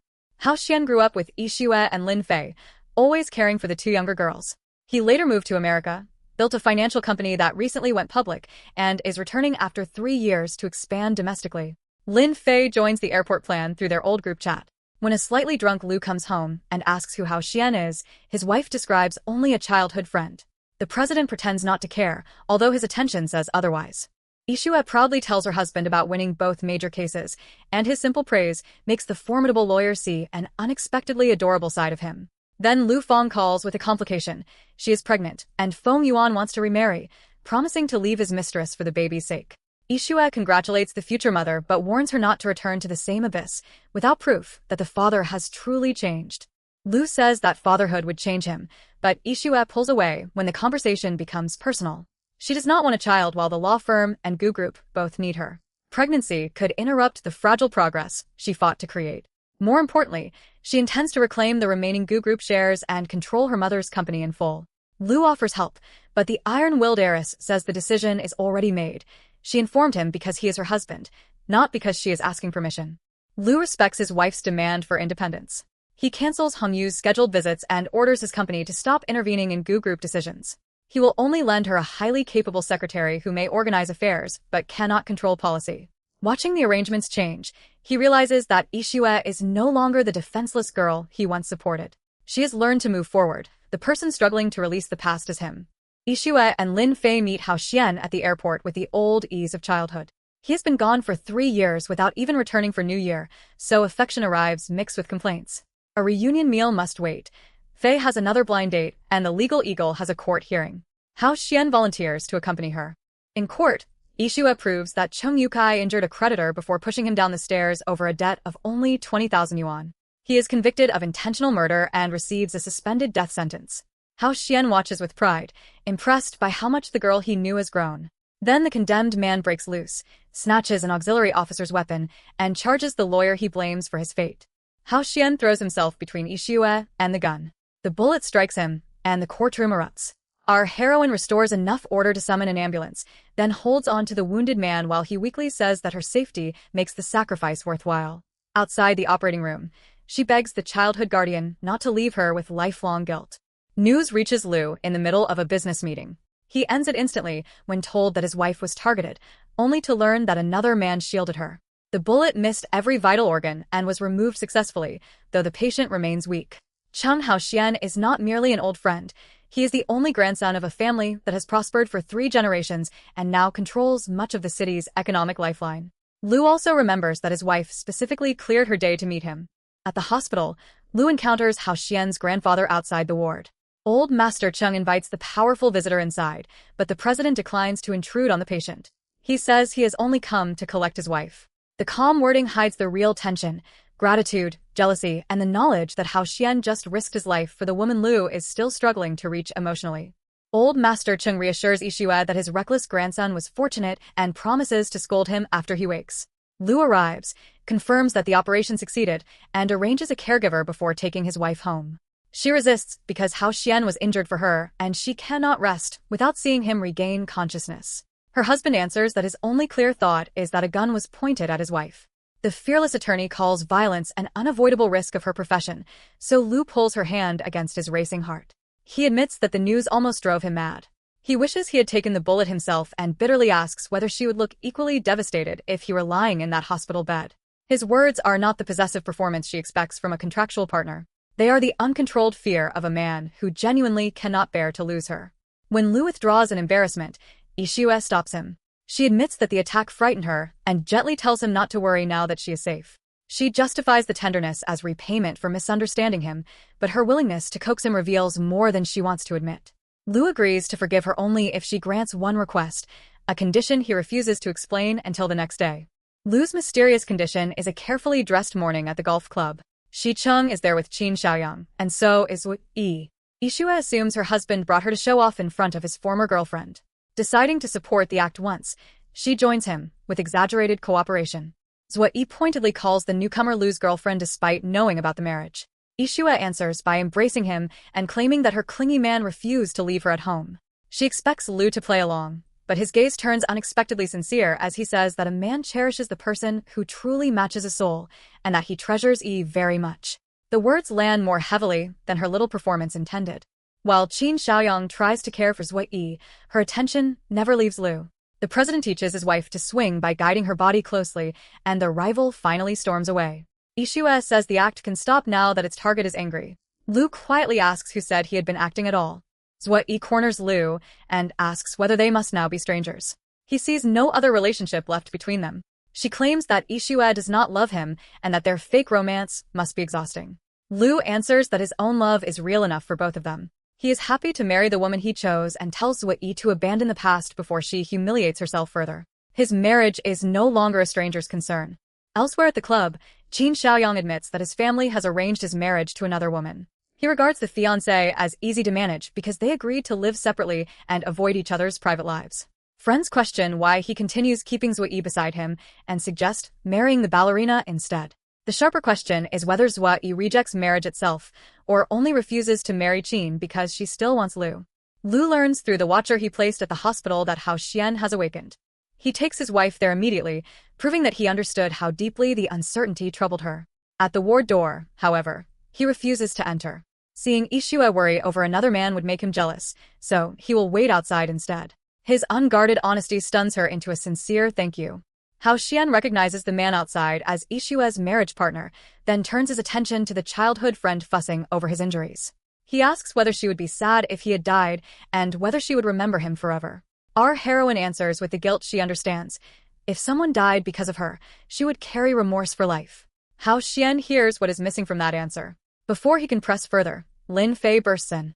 Lin Fei reveals that her unwanted fiancé is Qin Xiaoyang, the same man who spent the day golfing with Zhou Yi. His family is pressuring him to accept the match, while Fei lacks the leverage to refuse her own elders. The pair already agreed to marry on paper and live separate lives, making theirs another contract arrangement. When Yixue realizes that the girlfriend beside Lin Fei's future husband is Zhou Yi, two previously separate conflicts snap together. Lu's words continue haunting Zhou Yi. He is happy, in love, and no longer hers to advise. Since reclaiming him has failed, she resolves to keep Qin Xiaoyang within her grasp instead. The ballerina is not choosing between love and dignity. She is refusing to lose both powerful men at once. Qin Xiaoyang notices that Zhou Yi has been distracted since seeing Lu. He may love her, but he will not tolerate a girlfriend who thinks about another man while using him for security. Pressured by his family to marry elsewhere, he tells her to return to her powerful financial patron while there is still time. At home, Zhou Yi learns that good behavior has shortened her brother's sentence and that Zhu Gang will leave prison 3 months early. She sees no reason to welcome the man who stained the family name, but immediately recognizes how his release can serve her. Yixue spends the evening studying Gu group operations while Lu warns that exhaustion will undermine the future she is building. Their argument turns intimate until a call from Zhou Yi interrupts. Lu takes it outside. The ballerina tells him that her brother is about to leave prison and reminds him that Zhu Gang holds something he desperately wants. She offers to help obtain it. The next morning, Lu asks his wife not to visit the firm or leave the house. He has business that may keep him out late and tells her not to wait. Yixue agrees too easily, already distracted by questions of her own. Both spouses are now concealing separate meetings connected to the same woman. After Lu leaves, Yixue contacts Zhuo Yi and meets her privately. At the same time, the president instructs his staff to change his later appointment with the ballerina to a company meeting room. Over tea, Zhuo Yi claims she has information that could destroy the marriage. Zhuo Yi says she became pregnant while her family was collapsing. She supposedly begged Lu to spare her brother for the baby's sake, but his refusal led to a miscarriage. The story is designed to portray him as a man no child could soften. Yixue remains skeptical. Lu recently spoke with genuine excitement about having children, and she refuses to accept an outsider's account without asking her husband directly. The rival presses harder, predicting that a man who abandoned one pregnant lover will eventually discard his wife. Yixue answers that she is Mrs. Lu now and has no reason to be intimidated by an ex. She sarcastically thanks her senior for demonstrating what not to do and walks out. Alone, Zhuo Yi rages that the opportunity to leave was rejected and promises war against the woman she accuses of stealing Lu. Lu questions why Zhuo Gang's sentence was suddenly reduced and whether the ballerina understands that he once dated her only to reach evidence connected to Lu Feng's conviction. Zhuo Yi is not offended. She admits they both approached the old relationship for personal gain and offers an open bargain. If he still wants what her brother possesses, she can help. Years of national success never erased Zhuo Yi's label as a criminal sister. She hates Zhuo Gang for dragging the entire family into disgrace and claims his guilt makes him obey her. She also argues that proud, principled Yixue would send Lu to court rather than help him recover evidence through questionable methods. Lu refuses to let her speak about his wife, but the meeting confirms something important. Zhuo Yi used her control over Zhuo Gang to provoke the prison fight that pulled the groom away from his wedding. Back home, Lu discovers Yixue searching for information about his romantic history with Zhuo Yi. The Gu Group secretary she trusted was originally selected from his team and already reported the request. Rather than let gossip answer for him, Lu hands his curious wife a complete dossier and invites her to ask the man involved. Yixue asks her husband to explain the alleged pregnancy. Lu first confirms that Zhuo Yi personally approached her, then states the answer without hesitation. There was no baby. The former girlfriend faked the pregnancy. Their apparent romance was another mutually beneficial arrangement between two people with impure motives. They were never emotionally or physically the couple outsiders imagined. The heroine asks whether his arrangement with Zhuo Yi was simply an earlier version of their marriage contract. Lu kneels and insists that the two are nothing alike. Whatever terms they signed, he has always been serious about Yixue. If the cancelled ceremony still hurts her, he will propose and marry her properly all over again. She retreats to the protection of the document, reminding him that theirs is supposed to be a business relationship. Lu accepts responsibility for leaving without an explanation but reveals that Zhuo Yi deliberately engineered the interruption through her obedient brother. He promises to settle the Zhuo family's threat and asks Yixue to forgive him and accept him again. Her silence becomes the answer he wants. He embraces her, then stops every objection with a kiss that makes one fact undeniable. The president no longer treats this marriage as temporary. Shicheng reports that Zhuo Gang has been released early. No relative comes to collect him, proving how completely even his own family rejects him. Lu tells his friend that Zhuo Yi offered to deal with her brother, but he trusts neither sibling. She may truly hate the man whose crime destroyed her reputation, yet that hatred does not make her loyal. To Lu, Zhuo Gang traded Lu Feng's life for a small profit, and every member of the greedy family will eventually pay. He orders major companies warned that the released convict must not find ordinary employment. A single meeting with President Wang should close the remaining doors. Then Yixue calls from a hospital. Hao Xian is being discharged. Lu postpones the revenge discussion and announces that he is going to collect his wife from his rival in love. Lin Fei arrives breathless for the discharge after running back from a misstop. She jokes that Hao Xian must be rushing out for a secret sweetheart. He denies having a lover but admits there is one person he urgently wants to meet, the same person who has occupied his thoughts since childhood. Old Master Qing knows that his grandson loves Yixue. When Guan was alive and the Gu family still prosperous, he allowed the children to grow close because the two households were socially matched. Now Yixue is married, and the Gu family has declined. The elder argues that Hao Xian's young company needs a strategically powerful bride and flatly refuses to support the woman his grandson actually wants. Lin Fei enters first while Yixue remains outside. The open door carries old Master Cheng's rejection into the corridor, and our heroine finally hears the fact everyone else has begun to see. Hao Xian likes her as more than a sister. She steps away in shock, unsure how to face the friend who nearly died protecting her. Lu arrives to fulfill his promise of thanking Hao Xian face to face. Rather than allow uncertainty about anyone's position, He introduces himself plainly as Yi's husband, Lu Liyang. The wounded childhood guardian and the possessive spouse now meet, with the same woman standing between them.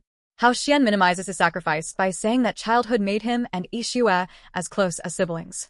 Lu seizes that description and asks the young master to continue caring for her as his real sister. The polite wording establishes a brutal boundary. Lin Fei can see two men competing, while Hao Xian feels his hoped-for place in Yixue's heart being defined for him. Old Master Qing asks Yixue and her husband to persuade Hao Xian to marry soon. The wounded man, meanwhile, questions why she suddenly married Lu.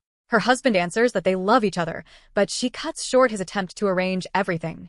Hao Xian saved her life, so some obligations must be fulfilled personally. She orders a wheelchair, confirms the discharge help, and leaves with deliberate formality. Outside, Lu asks whether her distant manner was intended to create a clear boundary. She instead questions what the men discussed. He admits thanking Hao Xian and warns that such devotion may conceal improper thoughts. Yixue answers that the childhood friend is like a biological brother. She has now repeated Lu's boundary in her own words, hoping Hao Xian will understand without being directly rejected. Zhua Yi approaches Yi Manqing and questions whether she truly accepts her son's marriage. Yi dismisses the former girlfriend as a gold digger until Zhua strikes the deeper wound. Can she honestly claim to feel no resentment toward Gu Wan's daughter? She offers a plan that needs only one favor from the mother. If Yi cooperates, Zhua promises to remove Yixue from Lu's life completely. The older woman dislikes the drastic language, but cannot deny that she wants the bride gone. Fu Jingxuan returns home with no appetite, but asks Lu to attend dinner the following evening, and specifically orders him to bring Yixue. Yi recognizes that the invitation is really for Gu Wan's daughter. The next day, Lu jokes that he is the nervous one as the couple approaches the mansion, but his protectiveness never relaxes. The bride arrives with gifts and is welcomed warmly. Fu calls from his study and requests Yixue alone, leaving Lu to speak with his mother. Her husband tells her to call if she needs anything. Yi cannot understand why Fu suddenly wants privacy with the young woman and fears that the truth she has been trying to suppress is moving closer to the surface. Outside the study, Yi complains that Fu favors the visitor over his legal son, but Lu welcomes that affection because it is exactly what he wants for his wife. Inside, the patriarch asks Yixue to demonstrate the calligraphy, chess, and painting skills he already knows she possesses. She wonders how he learned so much about her. Fu praises every stroke with the pride of a father forced to pretend he is merely an uncle. Fu spills the brush container, and an old letter falls among the papers. Yixue sees her mother's name. The message says that meeting Gu Wan made life worthwhile and that Fu Jingxuan will wait even if she never forgives him. Our stunned heroine cannot decide whether this is a coincidence, a lost romance, or a clue to the father she has never known. At dinner, Fu says the family should become closer and asks whether Yixue could call him father. She avoids accepting by pointing out that Lu still calls him Uncle Fu. Opposite forms of address would create an obvious contradiction. Fu retreats rather than force her. Yi silently resents that Gu Wan's daughter has charmed both men most important to her, husband and son, without even knowing the blood tie behind the attention. Zhua Yi receives the answer she wanted. Yi Manqing agrees to help with the plan discussed earlier. Qin Xiaoyang's grandfather simultaneously orders him home for dinner with Lin Fei and threatens to cut him off if he refuses. Qin still asks Zhua Yi to come with him and believes persistence will eventually win his family's approval. She declines, claiming that marriage would destroy the career she sacrificed so much to build. Zhua Gang returns home intoxicated after another fruitless job search. His sister calls him useless and orders him away, while he apologizes for disgracing the household and begs for one final chance to work. Zhua Yi realizes that Lu and Qin will always protect their own interests first. Her brother may be broken, indebted, and easy to command, but that makes him useful for the dangerous role she needs filled. Back at the Lu residence, Yixue studies Fu Jingxuan's message to Gu Wan and asks herself what happened between them. The letter proves that the two knew each other intimately. It does not yet tell her why they separated, or whether their past explains her own birth. Unable to ask about Fu directly, Yixue questions Lu about his father. He remembers Lu Feng as strict but loving, a superman who taught, disciplined, and patiently spent time with his son. Yi Manqing was rarely home and seemed uninterested in the family, then married Fu soon after Lu Feng died. Her husband says he neither likes nor hates his stepfather. He simply distrusts the shrewd man's motives for marrying Yi and adopting Fu Ting. Lu privately knows that Fu's greatest motive is reclaiming the biological daughter beside him, but he stops himself from exposing it. Yixue mentions the letter and asks whether his old investigation uncovered anyone close to Gu Wan. He evades the question by calling it private history. When he asks whom she imagines as her father, the wistful daughter admits that Fu Jingxuan would be her ideal choice. Lu realizes she already feels the bond even while assuming her husband knows nothing. At the Fu mansion, Zheng Xuan learns that his nephew, Fu Shipeng, has created a 700 million yuan deficit. He summons the culprit and Lu, who clearly knows more about the missing money. Yi sees the scandal as an opportunity to strike at Yixue. The next morning, Lu returns to face the family accounting. Fu Ting begs Lu to protect her brother from losing his position, throwing herself against the married man as if his wife were invisible. Lu says Shipeng may escape prosecution only by returning everything taken from the company. Yixue explains why this is already mercy. The company holds conclusive evidence of embezzlement, and a formal complaint would send the vice president to prison. She also reminds Ting that embracing someone else's husband is hardly appropriate. Furious, Ting tries to attack Yixue and calls her a vile name. Fu Jingxuan stops the strike, slaps his adopted daughter, and threatens to throw both siblings out if the abuse continues. Yi Manqing sends the humiliated girl away, then turns to the more subtle task of redirecting blame. Inside the study, Lu says that Shipeng squandered 700 million belonging to the Lu side of the family and compares the ungrateful nephew unfavorably to a loyal dog. Fu Jingxuan accepts that his nephew caused the crisis. Yi nevertheless suggests that the family could have settled quietly if not for one outside influence, Lu's lawyer wife. The insinuation gives Shipeng a new person to hate. Yi tells Shipeng that Yixue insisted he be held accountable, carefully hiding how much evidence already exists. She claims to be protecting both Lu and the Fu family from a controlling woman. Shipeng understands that his aunt wants the marriage destroyed and offers a solution. Fu Jingxuan's approaching birthday will gather the city's elite in one place, the perfect setting for a public trap. Fu asks how Lu wants to handle the embezzlement. Though entitled to prosecute, Lu agrees to respect the patriarch's decision because Fu is not merely his mother's husband, he is Yixue's biological father. That bond finally earns the respect years of step-family pressure never could. The board removes Shipeng as vice president and takes 5% of his shares to cover part of the deficit. At home, Yixue prepares to return fully to Gu Group. Lu supports her, but insists that she reserve Fu's birthday for him. The gathering will be grander than their unfinished wedding, and he wants to introduce his wife properly to the city's powerful guests. She refuses to be displayed as anyone's ornament. Her husband agrees that Gu Yixue is an independent person, then volunteers to attend as her accessory instead. The night before returning to work, Yixue catches herself believing that Lu may finally deserve her trust. At the Fu mansion, meanwhile, Ting sobs over being slapped for an outsider. Shipeng arrives with a test result that destroys that assumption. The woman she despises is Fu Jingxuan's biological daughter. Shipeng remembers Gu Wan as his uncle's former fiancé, a frequent visitor who treated him kindly when he was 7. The engagement ended for unknown reasons. Gu Wan left and Fu later married another woman. Yixue's resemblance and the patriarch's immediate affection revived the memory. Shipeng secretly collected hair from both father and daughter, and the DNA test confirmed his suspicion. The disgraced nephew tells Ting that Yixue already took Lu and will next take their father and the entire Fu family. The adopted daughter panics, and Shipeng offers a partnership. She will help him, and he will help her recover what she wants. 2 days later, the birthday banquet begins. Lu and his dazzling wife arrive to public admiration, and Fu calls their happiness the finest gift he could receive, unaware that his nephew intends to end it before the celebration is over. Shipeng and Ting invite themselves to the crowded banquet, knowing Fu cannot throw them out without causing a spectacle. Yi asked only for Yixue to be implicated in a cheating scandal. Shipeng sees the weakness in that plan. Lu would destroy him once the truth emerged. He therefore decides to eliminate the mother's most powerful defender as well and ruin her son in the same operation. Ting is made intoxicated and taken to Lu's guest room. A servant delivers champagne prepared for the president, while Shipeng arranges to wet Lu's clothes and send him upstairs to change. He boasts that the drugged drink has been swallowed and tells an accomplice to delay Yixue. His objective is a locked room scandal that will destroy Lu's reputation in front of the city's elite. When her husband takes too long changing, Yixue moves to check on him. She hears Ting scream from the locked room. There is no time to search for a key, so the decisive lawyer kicks the door open and finds a scene clearly designed to be misread. Inside, a disheveled man claims that Lu sent him to retrieve a code and that Ting tore at his clothes the moment he entered. Shipeng is stunned because he watched the president drink the prepared champagne. Then Lu answers from behind him, untouched. With every guest staring, Fu orders the celebration closed and clears the mansion while the conspirators accuse one another. On the way home, Lu explains that he expected retaliation after removing Shipeng from office and feared Yixue would be targeted.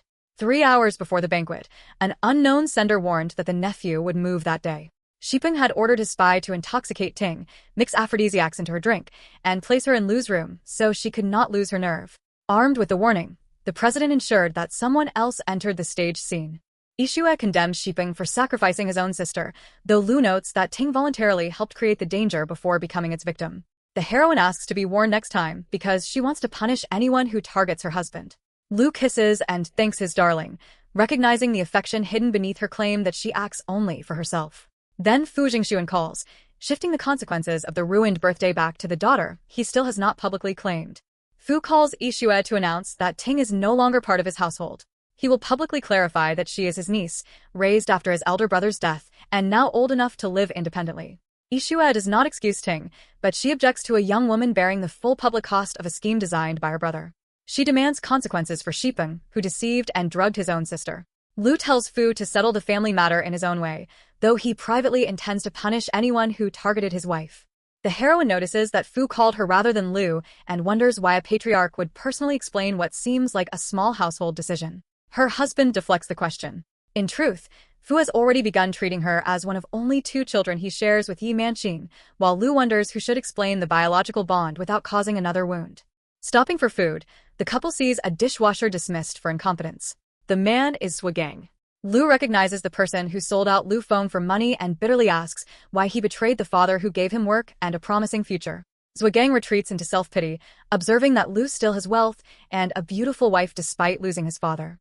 After the couple leaves, Zhuoyi appears and prepares to turn that resentment toward murder. Zhuoyi tells her brother that Lu is the reason no company in the city will hire him. She offers a path to revenge. If Yixue disappears from the world, Lu will live in hell. The desperate ex-convict accepts the poison logic and decides that the couple must pay for the ruins of his life. He waits outside Hongyu Construction with a knife. Zhuogang sees Lu leaving with a female business client whose appearance resembles Yixue. Shouting the heroine's name, he charges and stabs the wrong woman before security can stop him. Police and an ambulance race to the company, while early news reports inaccurately suggest that President Lu was the victim. At a cafe near the law firm, Lin Fei reports that Zhuoyi has been silent for 8 days. Qin Xiaoyang has resumed work and now returns home nightly to perform the dutiful fiancé in front of his grandfather, which is wildly unlike the ballerina's usual habit of keeping her financial patron attentive. Before the friends can decide what Zhuo is planning, bystanders mention the stabbing outside Hongyu and say Lu was hurt. Yixue bolts toward the hospital with Lin Fei behind her. Outside an operating room, the terrified heroine relives the moment doctors told her that Gu Wan could not be saved. She begs Lu not to leave her too, only for his voice to answer from behind. The injured patient is not her husband, but the female client. Yixue's tears expose how completely the supposedly temporary partner has entered her heart, and Lu cannot hide his delight at being mourned so intensely while still alive. The attacker is identified as Zhuogang. He bore no known grudge against the hospitalized client. He shouted Gu Yixue's name while charging a woman who looked similar from a distance. The operation succeeds, but the victim faces a difficult recovery. Yixue feels responsible, while Lu promises the best continuing care and admits the selfish truth that he is grateful his wife was not the one beneath the surgeon's knife. Zhuogang recently learned that Lu blocked his employment, but that fact cannot explain why he targeted Yixue.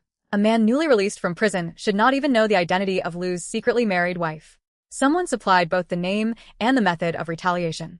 The heroine refuses to endure another attack silently, and Lu orders an immediate investigation into Zhuoyi's connection with her brother. At home, Yixue demands the full history behind the Zhuo family. Lu explains that his first act after taking control of Hongyu was investigating the scheme that sent Lu Feng to prison. Zhuogang supposedly held the evidence, so he approached the man's younger sister to reach it. The intelligent ballerina understood his motive, but played along for money and publicity. When the evidence remained hidden, Lu ended the arrangement. Zhuoyi once got Lu drunk and convinced him that they had slept together. He knew the claim was false but tolerated it while searching for proof.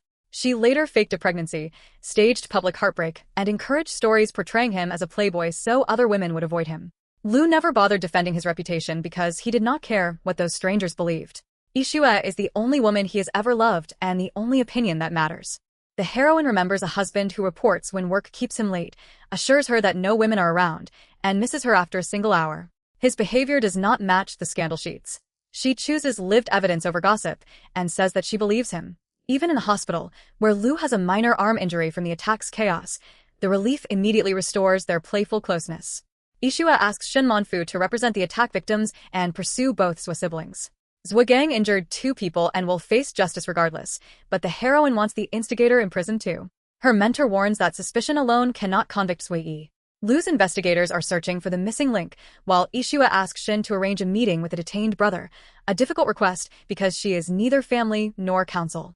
At the Fu mansion, Jingxuan prepares restorative soup for Yixue even though Lu is the injured guest. His attention is so excessive that she exchanges a questioning look with her husband.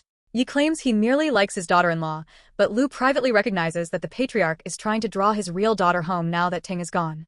He warns his mother that Yixue is his whole world and that no one may harm her, a quiet signal that he suspects Ye's involvement in the birthday scheme, but chose not to escalate it.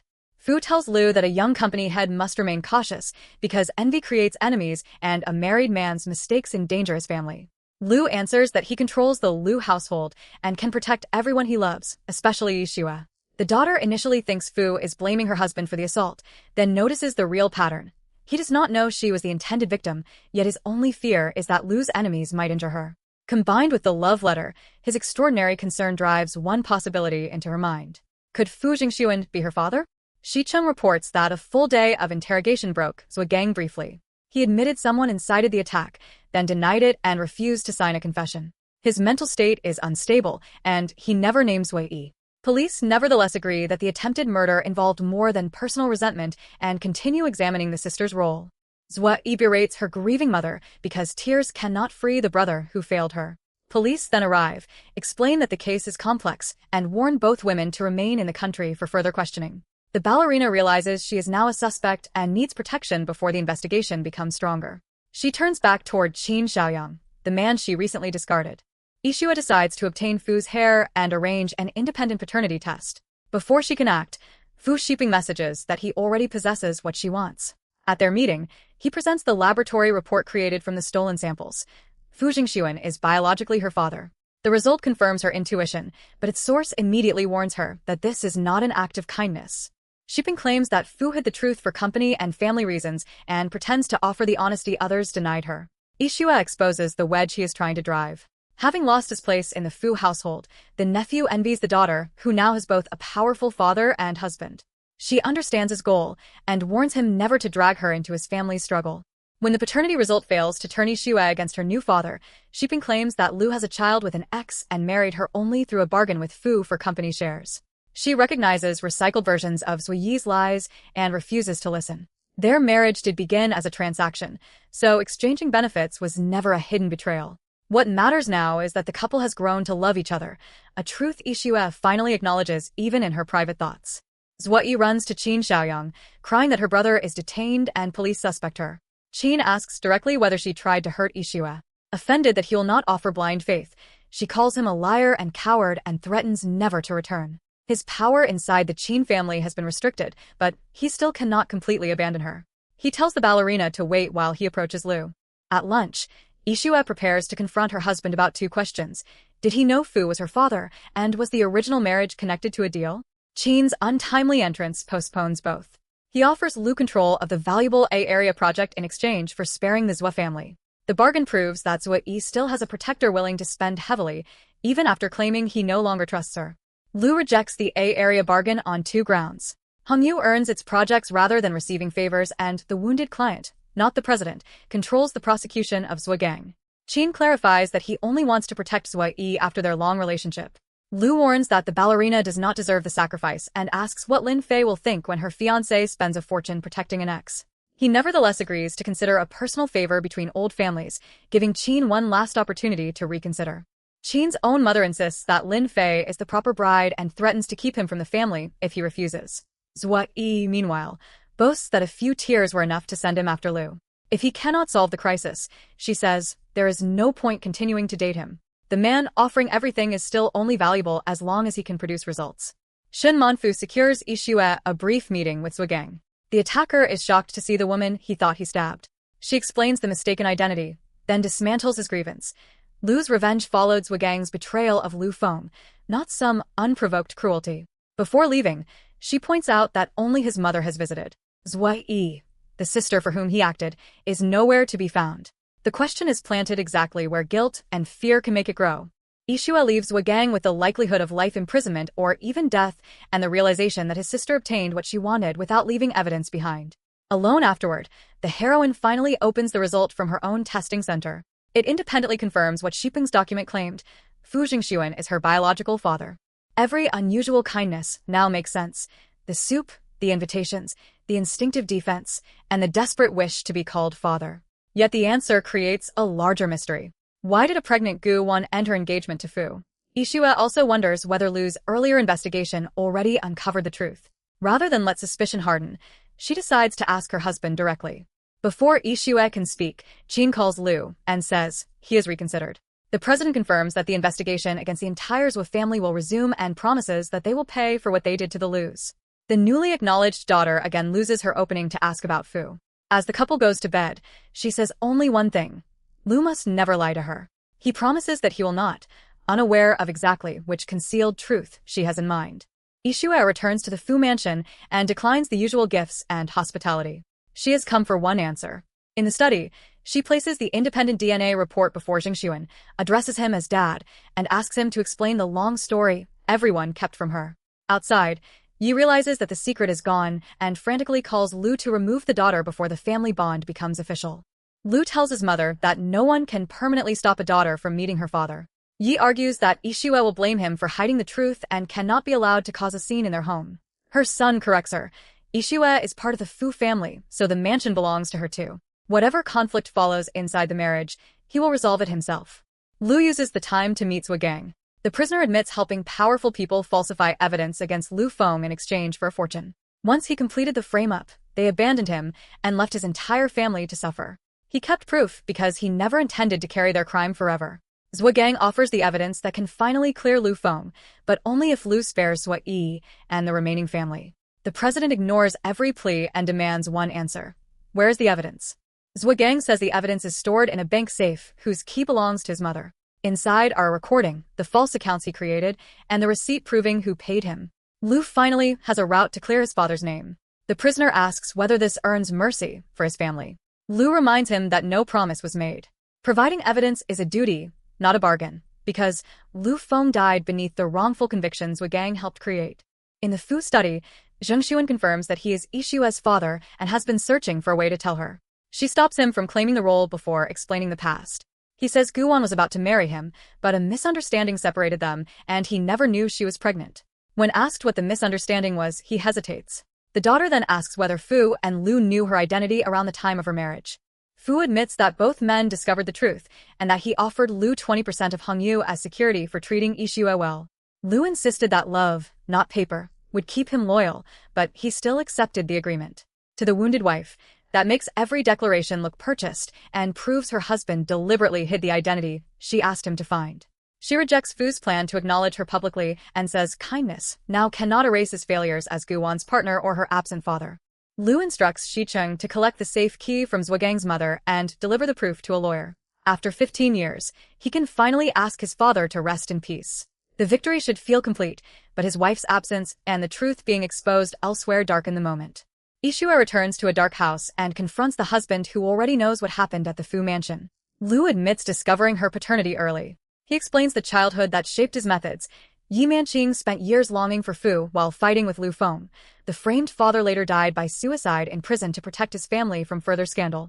The very young heir then inherited a collapsing company while rivals tried to seize its assets and rebuilt it through relentless work. After Lu Feng's death, Yi married Fu and transferred the business her first husband built into Zhengxuan's control. The 20% stake Fu later offered was part of what Lu believed belonged to his family. When Yixue asks whether he tried to recover it through their marriage, he answers honestly, yes. But he also says he regretted that strategy. Lu produces the transfer agreement and reveals that he never signed it. He expected Fu to use the shares as leverage and planned accordingly, yet obtaining the contract brought none of the satisfaction he imagined. The president insists that he wanted Yixue herself from the beginning and used every method he knew to keep her. She bristles at being described like an object, but he asks her to hear the rest before judging. Yixue observes that their contract began with exchanged benefits. Lu saved Gu Group, and she gave him what he requested. Her husband rejects the idea that helping her family created a debt, calling it an ordinary responsibility of marriage. She has also multiplied the value of his investment through her leadership, proving she was never a passive purchase. Lu says he will recover the Lu family's shares through a separate deal with Fu. They no longer define the marriage. The practical bargain is not why Yixue is angry. She cannot trust a partner who hides her own identity. Lu apologizes and says he feared the paternity truth would overwhelm her, so he waited for her to discover it naturally. That protective excuse is still a decision made, without her consent. She accepts the apology provisionally, but orders him to sleep in the study until he makes proper amends. Yixue visits the house where she grew up and finds that it no longer feels like home. Mu Yakin challenges her return, while Gu Zhonghong offers lunch and insists she still belongs. The daughter rejects the sentimental claim and turns to the question that brought her there. He lied about what happened to Guan, did he not? Yixue guesses that Zhonghong hid her father's name to avoid the Fu family's retaliation, and his reaction confirms it. He tells her that Guan and Fu Jingxuan fell for each other at their first meeting and soon became engaged. Fu's childhood sweetheart, Yi Manqing, had vanished abroad 2 years earlier, without saying goodbye, assuming he would wait. When she returned and discovered Guan, Yi married Lu Feng in anger. Guwan's father delayed the wedding, and during those years Ye's marriage became chaotic. Zhengxuan repeatedly intervened in his old sweetheart's problems, eroding his fiancé's trust. After one drunken night with Guwan, he again rushed to Yi, because she had accidentally hit Lu Feng during an argument. That final choice convinced Guwan to end the engagement. Fu insisted that she was his only love, but his actions continued prioritizing another woman. Fu's family sent him abroad, and he wrote repeatedly. Guwan never answered, so he remained unaware that she was carrying his child. Her father's illness and death left the pregnant woman responsible for both her household and Gu group, while her health deteriorated. She endured everything in silence. The reason she eventually married Gu Zhonghong now becomes painfully clear. The marriage protected the unborn daughter from public judgment and gave her a legitimate family name. Zhonghong confirms that Guwan married him to provide Yixue a family and secure someone who could eventually inherit Gu group. He was the Gu family's adopted son, and agreed partly from duty and ambition. But he had already fathered Mu Zhaochen with Mu Yakin. What Yixue once interpreted as a later affair was an older relationship concealed beneath her mother's protective marriage. A call reports that Zhuogang has killed himself in detention. Before leaving, Yixue tells Zhonghong that she will reclaim Gu group because it is Guwan's life's work and will repay the care he gave her as a child. Beyond that, neither blood nor law now requires him to act as her father. The boundary is calm but absolute. Zhaochen overhears that Yixue is not Zhonghong's biological daughter. He realizes they were never siblings and confronts Mu Yakin, who evasively says she revealed his father but never explicitly stated that the two young people shared blood. Zhaochen claims the lie forced him to break up and marry Xie Jianing. Yixue refuses to excuse the way he did it. Many paths could have ended their relationship. He chose betrayal and wounded her more deeply under the claim that it was for her own good. Zhuogang's suicide eliminates the witness who could directly testify that Zhu Yi planned the attack. Yixue calls Lu in frustration, but he tells her not to panic. The ballerina may avoid prison for the moment. She will not escape the consequences he intends to impose. Yixue calls about Zhuogang's suicide, but Lu already knows. He sends her to Shenmanfu and privately orders Shicheng to gather every illegal or shameful fact capable of destroying Zhu Yi's reputation. Shicheng asks whether his friend arranged the prison death. Lu denies ordering a killing and says family life has pulled him away from such methods, but admits adding pressure by reminding Zhuogang that a lifetime could never repay what he did to Lu Feng. The prisoner chose suicide beneath the weight of that guilt and fear. Shicheng also reports that Dr. He will soon return to the country. The name reaches further back than the current marriage. When Yixue was injured abroad, Lu entrusted her to this doctor. The president decides that it is time to bring his wife to meet the old acquaintance and reopen a chapter of their shared history she may not remember. At the firm, Yixue and Shen wonder why Zhuogang died at the exact moment his testimony became valuable. She suspects that Lu's background holds darker methods than she understands. Then the president arrives with the safe's contents. Zhuogang may be dead, but his recordings, accounts, and transfer records allow Lu Feng's case to proceed as a wrongful conviction tied to the dead man's crime. Shen Manfu recognizes that the records prove an injustice and agrees to petition for Lu Feng's verdict to be reversed. The sensational economic case is reopened, drawing several powerful companies and the public back into a scandal buried for decades. Lu times his parallel retaliation carefully. Shicheng will release Zhu Yi's hidden misconduct only when the court's ruling makes her family untouchable. Because Zhuogang is dead, his heirs, Zhu Yi and their mother, Zhu Minglan, are ordered to compensate Lu's side 35 million yuan. The debt can bankrupt the ruined household. At that exact moment, former assistants expose the ballerina's bullying, violence, and cruelty.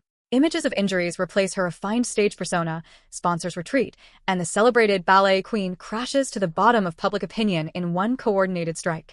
Yixue confirms to Lin Fei that Fu Jingxuan is indeed her father and apologizes for not sharing the painful discovery sooner. Fei regrets only that she was not present to support her. Their attention then turns to the Qin marriage. Fei received a house and substantial funds as agreed. Yixue warns her not to consume the money because men are unreliable. She should invest and build a private reserve. Fei chooses the Gu group, offering her best friend's company both capital and confidence. Hao Xian supports Lin Fei's plan after researching Gu group's rapidly improving prospects. Other financial companies are already watching, so investing now could make the friends early major shareholders. His analysis is sound, but his private motive is more intimate. Ownership gives him a legitimate reason to keep seeing Yixue. He is willing to risk capital for a place beside her, even after being defined as a brother. With her abuse exposed, Zui is chased through the street by people threatening punishment. She reaches Qin and repeats the promise that he would love her forever, begging for protection. This time, the man she treated as a convenient wallet refuses to become her shield. Qin announces that he has registered his marriage with Lin Fei and that his relationship with Zua ended long ago. He once offered a sincere heart. She exploited his identity, discarded him when useless, and immediately chased Lu again. Zua claims Fei only wants money.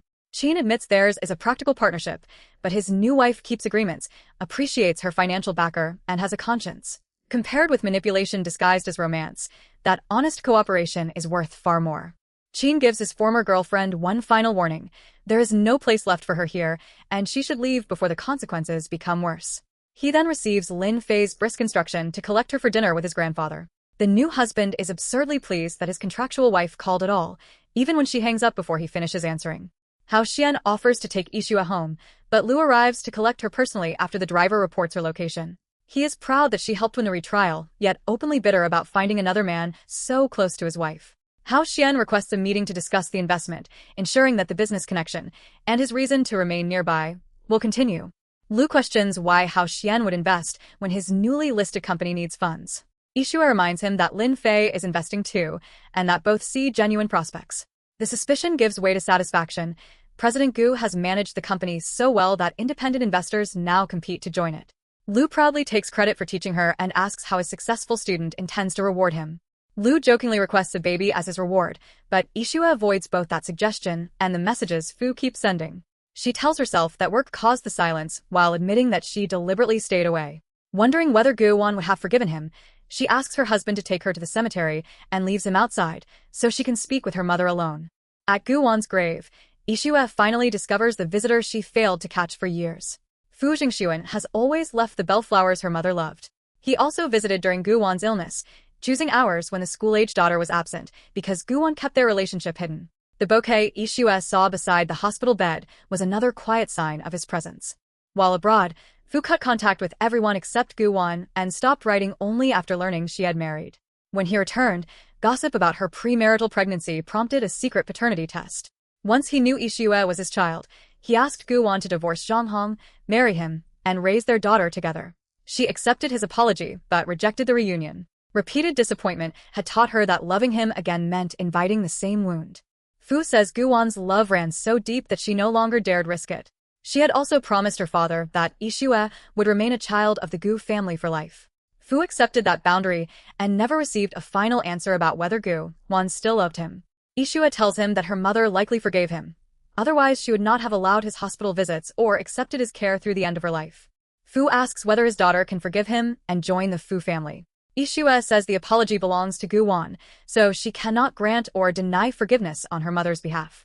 She survived without the Fu household and intends to continue that way. Jingxuan stops demanding public recognition but promises that his family will always stand behind her. As rain falls, Yixue wonders whether love inevitably makes a person lose herself and whether any lover deserves complete trust. Lu comes searching for her, and she leaves with him, but concludes that her clearest faith must remain in her own sober independence. Lu understands the decision before she explains it. His wife will keep the Gu surname forever, restore Gu Group to its former glory, and then return to the firm as an unbeatable barrister. She declares career her true love and self-improvement her foundation. Lu finds the fierce speech adorable rather than threatening, exactly the response a woman protecting her identity needs from a partner. Lu ignores gossip and escorts his wife directly to work, where Hao Xian has already arrived early to discuss the Gu Group investment. The jealous president tells Yixue to stay away from other men and promises to collect her later, but Shicheng reports that Dr. Hu took an earlier flight. Lu leaves for the airport himself. Huo Wen, a surgeon who served as Lu's private doctor abroad for 3 years, remembers their last meeting 2 years earlier. Lu arrived carrying a blood-covered girl with a badly injured hand and displayed more fear than the physician had ever seen. That girl is now Mrs. Lu. The president asks her to explain the incident to Yixue because she trusts a neutral witness more than romantic words, and because he wants the buried story to reach her with its full impact. Back at the firm, a prospective client demands representation simply because he can pay. Yixue refuses on principle, calling him a scoundrel, and he turns violent. Hao Xian intercepts the attack and restrains the man while she calls security. His investment visit has already given him a second opportunity to protect her. The rejected client withheld workers' salaries and exploited another person's daughter, believing a powerless family could be silenced. Yixue would rather face his threats than defend him. Hao Xian admires the principal, but suspects the man has powerful protection and plans to investigate before retaliation arrives. Lu finishes early and collects his wife, apologizing to the childhood guardian before taking her to meet an old friend. Hao Xian reminds himself that he chose to accompany Yixue silently and must learn to accept that her husband is the person she goes home with. At the meeting, the heroine recognizes Dr. Hua as the surgeon who saved her right hand after a car accident abroad. Hua corrects the incomplete memory. The hit-and-run driver fled, and Lu found the unconscious woman in time to prevent even worse damage. He reached the hospital injured and covered in blood himself, but refused treatment until doctors attended to her. The initial recommendation was amputation because the hospital lacked equipment for the dangerous operation. Lu sourced the newest devices and medication, chartered a private plane, and accepted the surgeon's 90% chance. The hand that now argues cases and rebuilds Gu Group exists because the man she later treated as a stranger once refused to let it be lost. Dr. Hua insists that he merely performed his duty. Without Lu's money, equipment, and refusal to surrender, Yixue's hand would not exist. She asks why her rescuer disappeared before she woke. A crisis at Hongyu forced him home that same day, and the separation lasted 2 years. The grateful woman embraces him, overwhelmed that the husband she thought was a stranger had already saved her life. Lu says the accident was not their first encounter.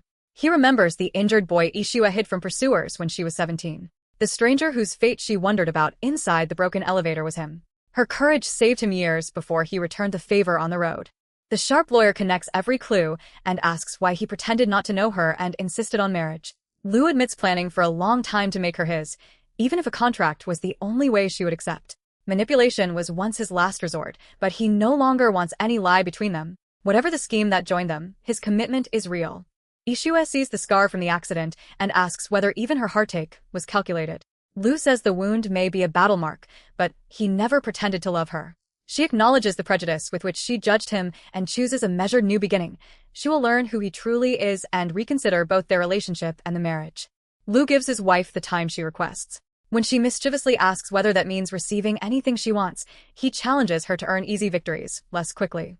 The ending matters more than the length of the process, and a man who waited across 2 rescues and several years can wait a little longer for her wholehearted answer. On his way away, Hua sees an injured, penniless woman struggling to get a taxi. She cannot afford treatment, but the surgeon offers to clean and dress the wounds without payment. His ordinary act of mercy draws him toward a person connected to the conflicts he has just re-entered. Hao Xian's investigation identifies the violent prospective client as Lu Jing, manager of a small company beneath Lu Group. The same conglomerate suffered fines and a collapsing share price after its conflict with Hongyu and the retrial of Lu Feng's case. Because Yixue is Lu's wife, Hao suspects that her presence at the firm may have been deliberately targeted. He orders every movement by the Lu family monitored. At the firm, jealous coworkers claim Yixue receives major cases only because a powerful man backs her and crudely imply that professional talent has nothing to do with it. She steps into the conversation and asks why their courtroom speech is never as fluent as their gossip behind another woman's back. Posters accuse Yixue of relying on Lu power, abusing clients, despising colleagues, and being unfit to practice law. Rather than hide, she tears the material down in front of everyone and invites any dissatisfied person to speak in her office. She gives the anonymous culprit one last chance before she uses formal legal procedure. Surveillance captured only a silhouette, but the recording contains a voice vowing to punish the woman who dared oppose him. Yixue suspects Lu Jing and asks for the file, planning to gather the remaining proof through lawful means. Lu receives the same news and learns that the suspect belongs to the Lu family. He orders the motive investigated but uses Shi Cheng's or Chung Yuan's people rather than recognizable Hongyu staff. Another obvious intervention by the husband could deepen the very accusations being used against his wife. The instruction to his men remains ominous. Once the culprit is found, they already know how to handle him. Hao Xian and Lin Fei deliver a drafted investment letter. Faye trusts Yixue enough to accept the terms without hesitation, but both visitors heard the office rumors on their way upstairs. Their anger tells the heroine that the sabotage has already traveled beyond a few anonymous posters. Yixue identifies Lu Jing as the likely author of the posters. Hao Xian confirms his connection to Lu Group and schedules a meeting with its president, while Lu's people move through the shadows. Both men intend to protect her, but neither has yet coordinated with the lawyer whose case they are affecting. Before Yixue can file, Lu Jing vanishes. Lu offers help while privately knowing that his men have already taken the man. His wife immediately suspects that the disappearance concerns her and asks why he expects her to rely on him while concealing his own actions. Lu says marriage should make them partners against problems, yet she does not even tell him when danger appears. Yixue counters that independence cannot mean permanent dependence on his power. They agree on a healthier middle ground. She will share what happens, and they will decide together. Lu then honors the promise immediately by admitting that he caused Lu Jing's disappearance. Yixue explodes that she cannot sue a man her husband has hidden away. Lu apologizes and orders the suspect returned at once so lawful proceedings can continue. His subordinate, having just completed the abduction, can hardly believe the president now wants the target delivered back unharmed. The new marital transparency is already changing Lu's methods. After finalizing the Gu Group partnership, Hao Xian gives Yixue his own research on Lu Jing. She hides Lu's abduction and says prosecution can wait. Hao recognizes that the disappearance and Lu Group's moves are part of something larger. Since his investment funds must pass through the parent company in America, he invites Yixue to complete the process there. Video calls could technically do the work, but taking her abroad would keep her away from the approaching conflict. He plans to return her once the danger settles. Lu begins collecting his wife from work every day and casually suggests that the exhausted woman take a vacation abroad. She immediately notices that Hao Xian proposed almost the same thing. Lu conceals his concern, tells her to make the decision herself, and lets her sleep while he thinks through how much her childhood friend has uncovered. The returned Lu Jing received a large payment, and Lu Group has been probing the loyal enforcer's Lu Feng left a son. The trail proves the posters were bait designed to expose Lu's hidden network through Yixue. Lu explains the feud to Shicheng. Old Master Lu and Lu Feng were sworn brothers who built a company together. When Lu moved into a legal business, Lu Feng walked away with only a devoted group of men. The rejected partner spent years suppressing the Lu family and ultimately bribed Zhu Gang to frame Lu Feng. The old grievance has now become a war against the son and his wife. The loyal men inherited from Lu Feng existed to protect the young heir from old Master Lu. Even after the elder's death, his descendants are testing whether that force still exists. Lu orders close surveillance and chooses to fight rather than hide. Looking at his sleeping wife, he promises that no method and no cost will stop him from protecting her. At home, Lu cannot bear to wake Yixue and offers to carry her inside. On his back, she asks whether he will always treat her well. He answers that if carrying her counts, he will carry her for the rest of his life. The simple promise feels more trustworthy than another extravagant contract. Unable to reach Lu directly, Shicheng calls the missing phone and reports that prosecutors raided Hongyu under a warrant alleging organized crime ties and economic violations. They found nothing but intend to question the president. Lu believes the Lu family bribed officials. Despite his new promise of transparency, he orders every company and Lu family development hidden from Yixue, a protective lie that threatens the trust they just rebuilt. Yixue senses that Hongyu has trouble and searches for her phone to check work messages. Lu hides it and uses concern for her eyes as an excuse, then retreats to the study. There he remembers Hao Xian's invitation and makes the call a jealous husband would normally refuse. Lu asks Hao Xian to cooperate because he is the only person outside the marriage currently trusted with Yixue's safety. Hao already knows Lu Group threatens her. Lu wants the childhood friend to take her to America for 1 month while he ends the feud. The concealed phone will prevent frightening news from reaching her. Hao asks whether Lu fears that a month together will let him steal Yixue away. The president admits that he once would have been terrified. Now he trusts what their marriage has become and believes there is only one man in his wife's heart. Her embarrassed concern for his health, offered at that exact moment, reinforces the faith he has chosen. The next morning, Lin Fei rushes Yixue out before she can understand where they are going.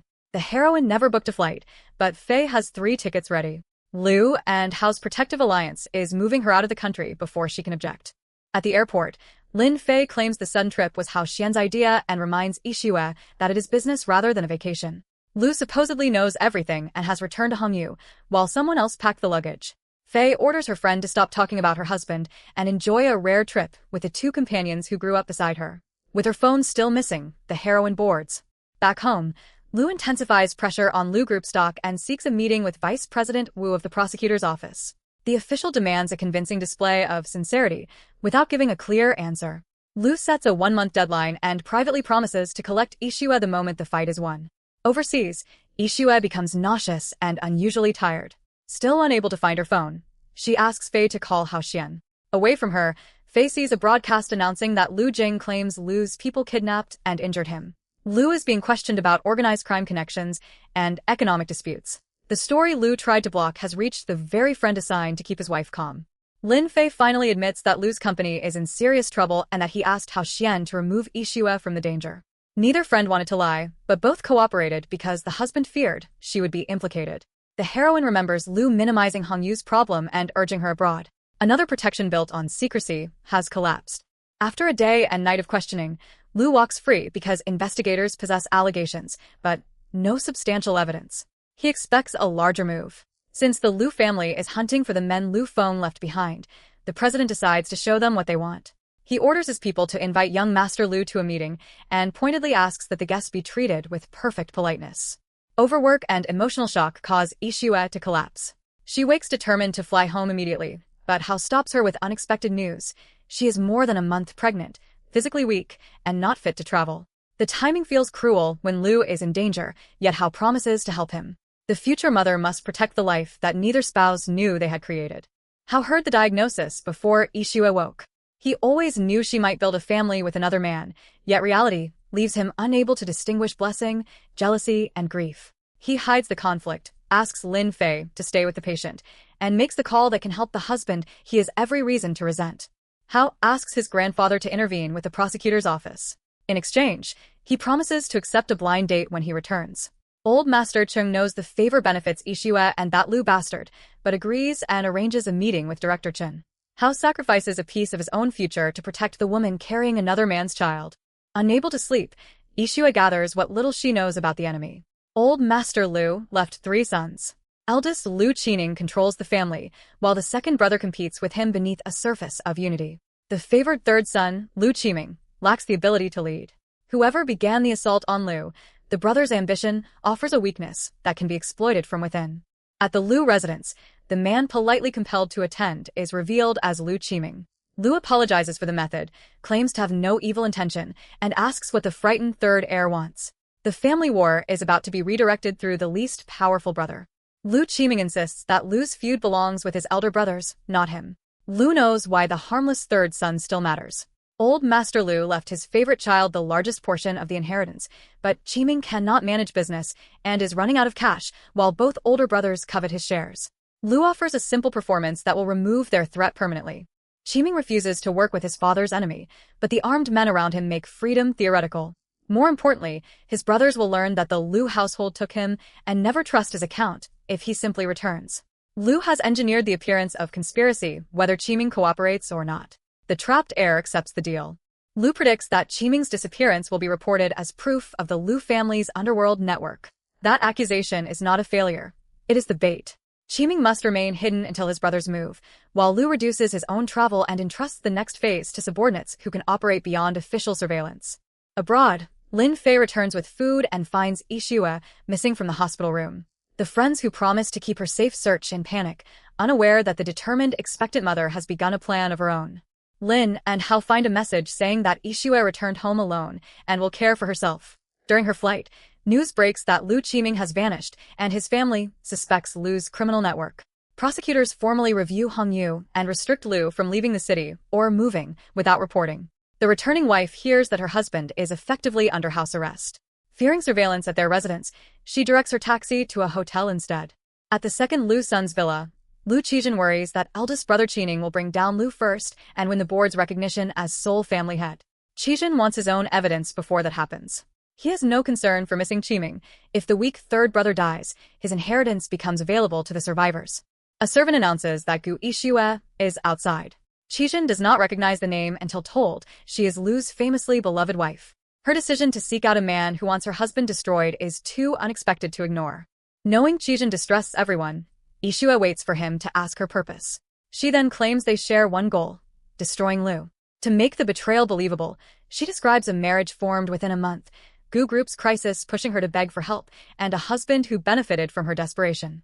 Public romance, she says, is merely a joke covering a coerced arrangement. The heroine reveals that she returned an hour earlier, without Lu's knowledge, and offers clues about his underworld network. The information is a bluff, but her position as Mrs. Lu makes it plausible. In return, Qijin must destroy her husband completely. She will give him 30% of the recovered assets and secretly help him overthrow Lu Qining by acquiring votes on the board. Qijin accepts because he wants to replace his brother at the next shareholders' meeting. Yixue promises to buy shares through channels Qining will not detect.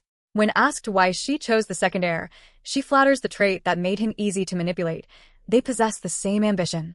She leaves with an alliance, but knows his suspicion could expose her at any moment. Lu finally contacts Hao and asks to hear Yixue's voice. The friends cannot admit that they lost her, so Hao says she does not want to speak to her husband and ends a call. Lin scolds the lie, but a message from the hotel confirms that Yixue reached home safely and specifically asks them to conceal her return. Hao prepares to follow as quickly as possible. Yixue buys a clean phone and hires an investigator to track Xicheng, reasoning that housebound Lu must use his vice president for every external move. If she can learn their plan, she can help without exposing herself. Speaking to the unborn baby, she apologizes for the danger and promises that once the crisis ends, they will go see its father. The heroine approaches President Sun to buy his Lu Group stake for Qijin. She discovers that Xicheng's agents are already bidding for the same shares, revealing Lu's larger plan.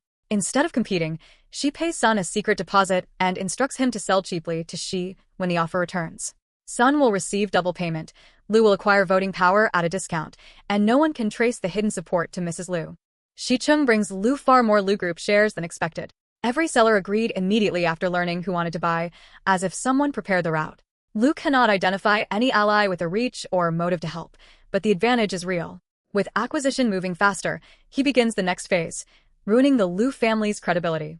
From her hotel, Yixue catalogs the Lu family's industries and identifies 3 bars. She asks her investigator to recruit people who can enter the West Side venue as staff or customers and create the largest possible public disturbance. Inside the bar, planted customers smash bottles, threaten patrons, and frighten everyone into leaving. Bystanders loudly question whether management can control the venue, then post images online. The operation converts disorder into a reputation crisis without exposing the woman who ordered it. At one Lu venue, a violent patron suddenly collapses after taking stimulants. At the other, a bartender drags customers into a private room and beats them. News connects both scandals to Lu Group. She tells Lu that his team only arranged the Eastern incident, meaning the mysterious allies struck the Western bar. The president continues spreading evidence of the Lu family's gray businesses, so prosecutors will turn the same scrutiny once aimed at Hongyu back upon Lu Qining. Yixue presents the scandal as her gift to Qijin. With the share acquisition nearly complete and his elder brother's credibility collapsing, the second heir can remove Lu Qining at a board meeting. He assumes their next move will be against Lu, but she refuses to spend resources while 2 enemies can weaken each other for her. The strategist advises Qijin to hide his allegiance and wait while Qining blames Lu. Her actual principle is darker. The best way to destroy someone is first to place him high enough for the fall to be fatal. Under public and board pressure, Qining apologizes and resigns. The second brother is announced as Lu Group's new president, exactly where Yixue wants him. Qining resigns and publicly hands the group to Lu Qijin. The expectant mother quietly tells her baby that the crisis is nearly over. At the Lu residence, she celebrates the same transition. Lu orders loyal people inserted into the unstable company, accelerates the gray business revelations, and declares that it is time to bring Lu Qiming out of hiding. In a public video, Qiming says that he is safe and accuses both elder brothers of directing his disappearance. He describes years of abuse driven by jealousy over his inheritance and claims they locked him away to frame Lu. The apparent victim therefore clears Hongyu and identifies the Lu family, not the Lu household, as the organization using criminal force. Qiming feels guilty watching his father's enterprise burn. Lu tells him that reckless management and illegal industries made the collapse inevitable. Rather than mourning, he should learn to run what survives. While she urges Lu toward a hard-won meeting with the prosecutor general, Qiming realizes that the plan leaves him, not either ambitious brother, in position to inherit Lu Group. Lu says Qiming committed no wrong and should not lose his life with his brothers. The company is too compromised to be an attractive acquisition, while the youngest heir may have the potential to reform it. The next morning, prosecutors confirm illegal activities and arrest Lu Qining and Lu Qijin. The inherited war is finally over. Lin and Hao land ready to help, only to learn that Yixue has already helped dismantle the danger without telling Lu she returned. At a pregnancy examination, The doctor scolds her for flying, working, and delaying care while weak. The baby remains healthy, and the mother promises to protect it more carefully from now on. Leaving the appointment, Yixue runs into Lu and his companions, who are visiting Prosecutor General Chen. He is overwhelmed to see the wife he believes is still abroad and frantically asks whether she is sick or injured. She assures him that she is safe without explaining the obstetric visit. Lu embraces her in relief, while the unborn child's father remains unaware of the second reunion taking place. Lu admits that seeing Yixue in a hospital made him forget to ask when or why she returned. She promises the story at home and leaves the stranded Shicheng protesting behind them. At the mansion, the mystery of the helpful third party is solved. His wife secretly accelerated the share purchases and created the second bar scandal. Yixue calls the forced overseas trip the stupidest decision Lu has made. She understands the fear behind it, but refuses to be treated as fragile. She can fight beside him and protect their household too. Lu admits that married partners should face danger together and promises never to send her away again. She jokingly withholds full couple status and returns him to the study for one more night. The husband notices the hospital document and insists on verifying that she is healthy. The word pregnant stops him. Yixue confirms that the child is theirs, and Lu apologizes to the baby for learning late. The woman who feared motherhood suddenly feels that every future exhaustion is worthwhile when she sees the joy on his face. Fatherhood turns Lu into an alarm system. No cold water, no screens, no unnecessary movement, and daily examinations by Dr. Hu become his immediate policy. It is excessive enough to irritate the expectant mother, but the panic comes from a man who once nearly lost her twice and now believes he must protect 2 lives. Hu comes to collect the penniless woman he previously treated and receives Lu's late call. The anxious father asks his most trusted doctor to examine Yixue every day because her recent work and flight may have weakened the pregnancy. Hu agrees. The woman listening nearby is Sua Yi. She has been struggling to survive while her rival lives happily, and news of Lu's child turns envy into renewed hatred. Lu watches his sleeping wife sprawl across the bed like a child and marvels that she will soon be a mother. By morning he has prepared more food than she can possibly eat, arguing that pregnancy requires extra nourishment. After breakfast, he announces that they are visiting an elder. Yixue expects a Lu relative, but arrives at Hao Xian's family home. Lu has come to thank old Master Cheng personally for using his influence during the prosecutor crisis. Gratitude toward the family of his romantic rival is uncomfortable, but the assistants protected both Hongyu and the woman they care about. Old Master Cheng minimizes his role and reveals another supporter. Before he ever contacted Director Chen, Fu Jingxuan had already visited the prosecutor privately on Lu's behalf. The cold businessman used influence, without announcing it, seeking neither profit nor gratitude. He acted because the threatened man's wife is his daughter. Yixue asks whether Fu would have helped if she were not his child. Lu admits that he probably would not, but that condition does not make the silent effort meaningless. She wonders why her father never told her, since such selfless aid is unlike a profit-driven businessman. Lu suggests that they return in a few days and ask him directly. This time, she agrees. Sua Yi confirms that Hua is heading to examine a pregnant friend's wife and realizes Lu will be present. She sends the doctor off affectionately, then promises herself that the former lover will be surprised to see her. At the clinic, Yixue receives reassurance that the pregnancy is stable for now, unaware that an old rival is using the trusted doctor's kindness as a path back into their lives. Dr. Hu confirms that nausea and mood changes are normal. While Lu retrieves the car, bystanders recognize the disgraced ballerina despite assuming she fled the city. Sua Yi watches the couple guard their unborn child and resents the public shame that keeps her hidden. She convinces herself that Yixue's happiness can be copied, that a baby of her own could give her the same security. At the Fu mansion, Yixue asks whether Jingxuan helped Lu because of her. He admits it. A man in his position normally delegates such matters, but this time he personally wanted to make her life easier and prevent further suffering. She warns that one good act does not automatically earn the title of father. Fu accepts the boundary and says he never meant to make kindness another pressure she must repay. Before leaving, Yixue chooses to share the pregnancy. Fu is overjoyed and immediately lectures her to care for herself. Lu's stare warns the excited grandfather not to overwhelm the expectant mother. The daughter has not joined the Fu household, but entrusting him with the baby's news is a small opening that matters more than a formal surname. Sua Yi prepares an unusually elaborate dinner and insists that Dr. Hu empty his glass. The trusting surgeon drinks, becomes dizzy, and collapses. The woman he rescued now intends to extract every possible value from his compassion. The next morning, Hu wakes beside Sua Yi with no memory. She claims that he became drunk, kissed her, and slept with her despite their agreement to wait until marriage. The honorable doctor assumes responsibility and apologizes. It is the same method she once used against Lu, create a blank night, then tell the man what guilt requires him to believe. Hua reveals that the prepared bedroom is hers alone. He heard her family went bankrupt and knows she is nowhere safe to live, so he wants her to stay in his house. Zhua Yi had hoped the supposed night would force a faster commitment. Instead, it has given her shelter and a decent man whose guilt can still be cultivated. Hua believes intimacy should wait until after marriage and wants their relationship to develop slowly.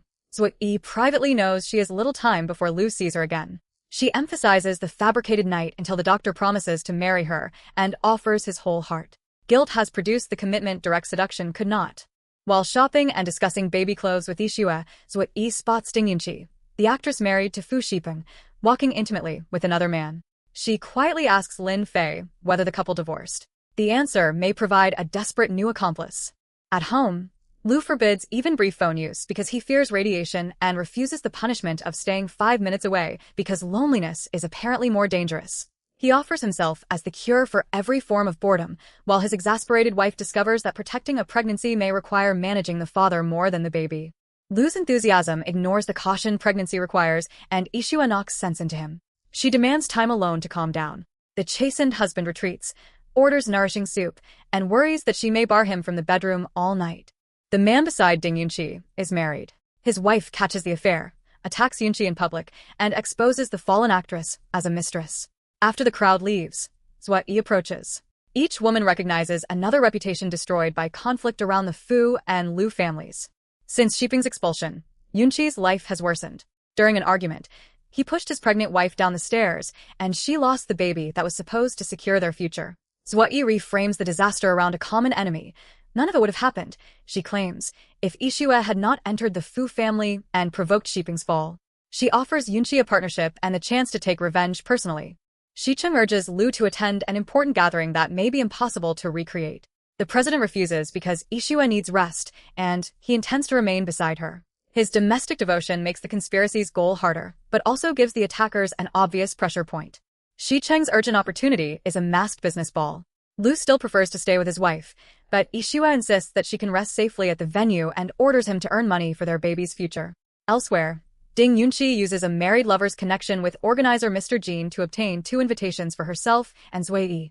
3 days later, Lu escorts his striking wife through the crowded ball. Guests praise the perfect match, while Yunqi seethes behind a mask, unable to understand why the woman she blames for her downfall is admired. She leaves her escort and moves toward the isolated, expectant mother.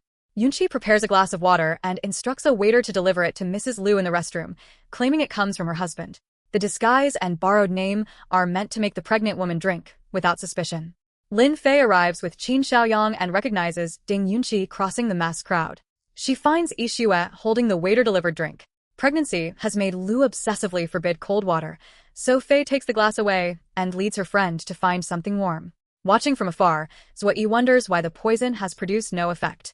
Lin confronts Lu for sending a pregnant wife cold water. His bewildered denial reveals that someone used his name. Before the group can investigate the drink, a second attack begins above them. A flower pot falls directly toward Yixue. Lu shoves her clear and shields her from the impact. Organizer Jean insists the venue was inspected and no pot could fall accidentally. The furious president seals the exits. No guest will leave until the mastermind is found. Mr. Su argues that Lu cannot embarrass the host and every influential person present over one falling object. Yixue sees the maneuver clearly. Concern for social status is being used to pressure her husband into releasing the attacker. The president grudgingly lets Jean conduct the search, but demands that every person connected to the second floor be examined. No suspicious guest is found that night. Back at the mansion, Lu blames himself for taking his wife into danger and she promises to stay home until the threat is understood. Then his movements reveal pain. The pot injured him while he protected her, but he hid the wound so she would not worry. Yixue cries and reaches for the medical kit, furious that the man who demands honesty still conceals his own suffering. Mr. Jean sends the full invitation record with an apology. Lu scans the names and finds the woman whose connection to the Fu scandal gives her both motive and access. Ding Yunqi. He orders Shicheng to locate her and bring her in immediately. Lu drags Ding Yunqi in for questioning, but she denies dropping the flower pot. The guest records support one part of her story. She left early, while a second masked woman remained inside. Yunqi claims that the stranger merely paid for an invitation and was not local. Those details point straight towards Zhua Yi, a displaced enemy with a fierce grudge and the means to find another ruined woman.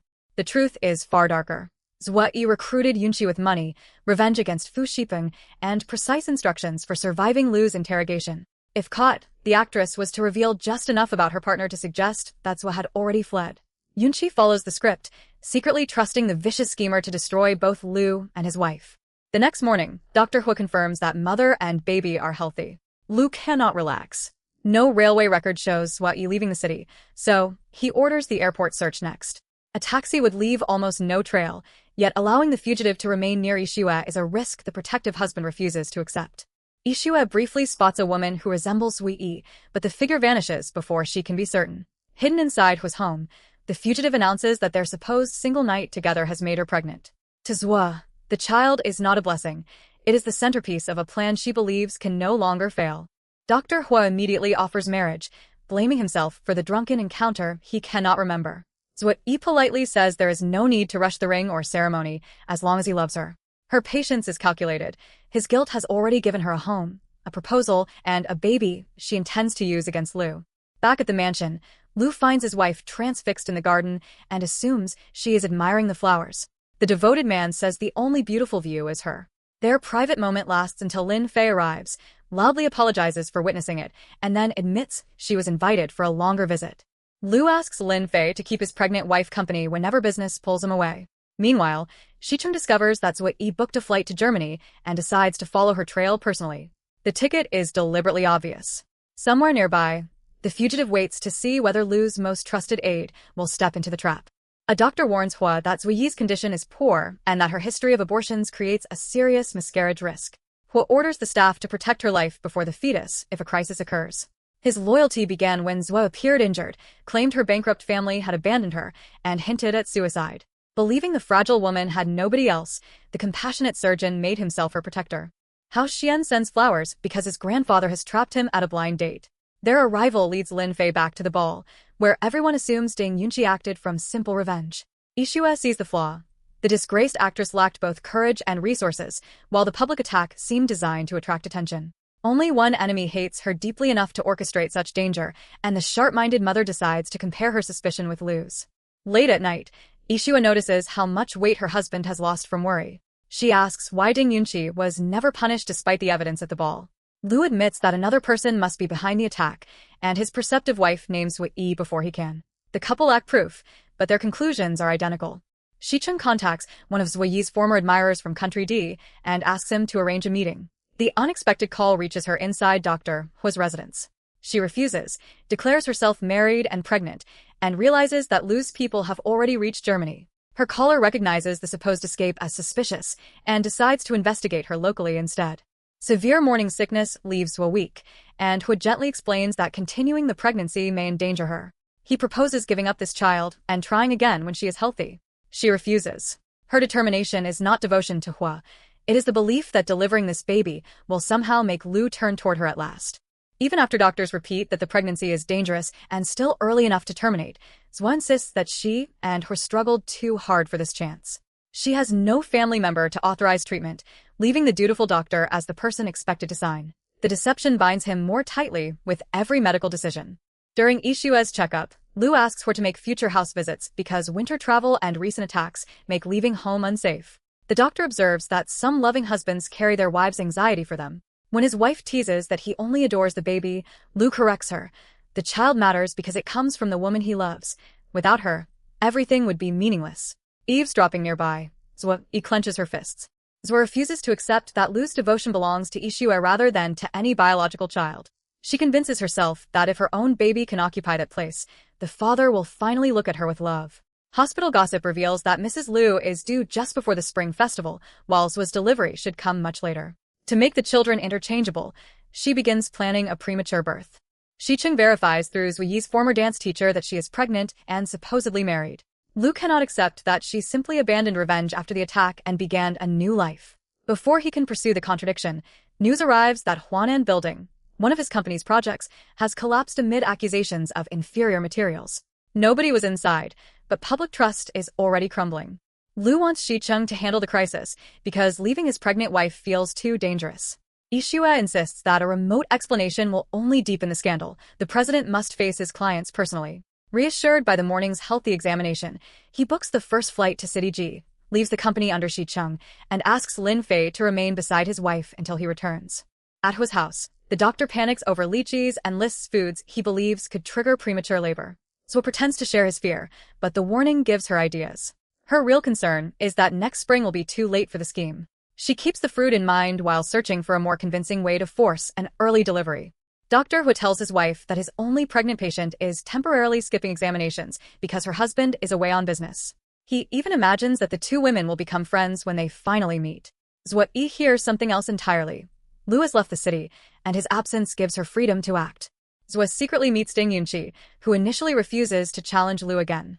The money from their last scheme improved her life, but Fu Shiping seized most of it and now answers every accusation with violence. Seeing how suspicion is destroying the marriage gives Zhua another idea. She promises Yunqi enough money to divorce or leave the country if the desperate actress obtains one more item, an errand she claims will not endanger her or involve Lu directly.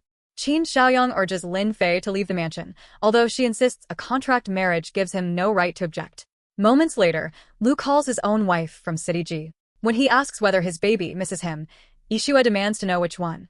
The homesick husband answers both, though only the grown one can reply. Lu reports from a City G bar, promises not to drink too much, and tries to reassure his wife before she even asks. Then a woman's voice announces that the business partner has arrived, and the call abruptly ends. The heroine cannot help wondering why this supposedly professional meeting requires female company. Mr. Sun, the difficult contact who may know why Huan and building collapsed, brings a hostess and expects Lu to play along. The loyal husband refuses her touch without openly insulting his host, then accepts repeated toasts to keep the investigation alive. Half an hour later, Sun finally advises him to examine the project suppliers and promises assistance. Lu appears to pass out, allowing his staff to remove him without provoking another round. The moment the car door closes, he opens perfectly alert eyes. The performance earned the clue he needed, and the crisis may soon end. Beneath the strategy, however, his strongest thought is simply how badly he misses Yixue. News of a minor car accident involving Lin Fei's mother finally draws the vigilant friend away from Yixue. The expectant mother promises she can manage alone. Watching nearby, Zhua Yi congratulates herself. Because Fei rarely leaves the mansion, a manufactured family emergency was the only way to create an opening. Hu brings his wife along for Yixue's scheduled examination but asks her to wait outside. Once he enters, Zhua claims that the doctor forgot his medical kit and presents herself at the door as Mrs. Hua. The household welcomes the physician's pregnant wife without realizing they have admitted its most dangerous enemy. Inside the unattended room, Zhou plants a single diamond earring among Lu's belongings, expecting it to make his wife suspect another woman. She leaves before Yixue can meet her, and Hu innocently promises an introduction another day. The villainess returns home satisfied that a surprise is waiting for Lu.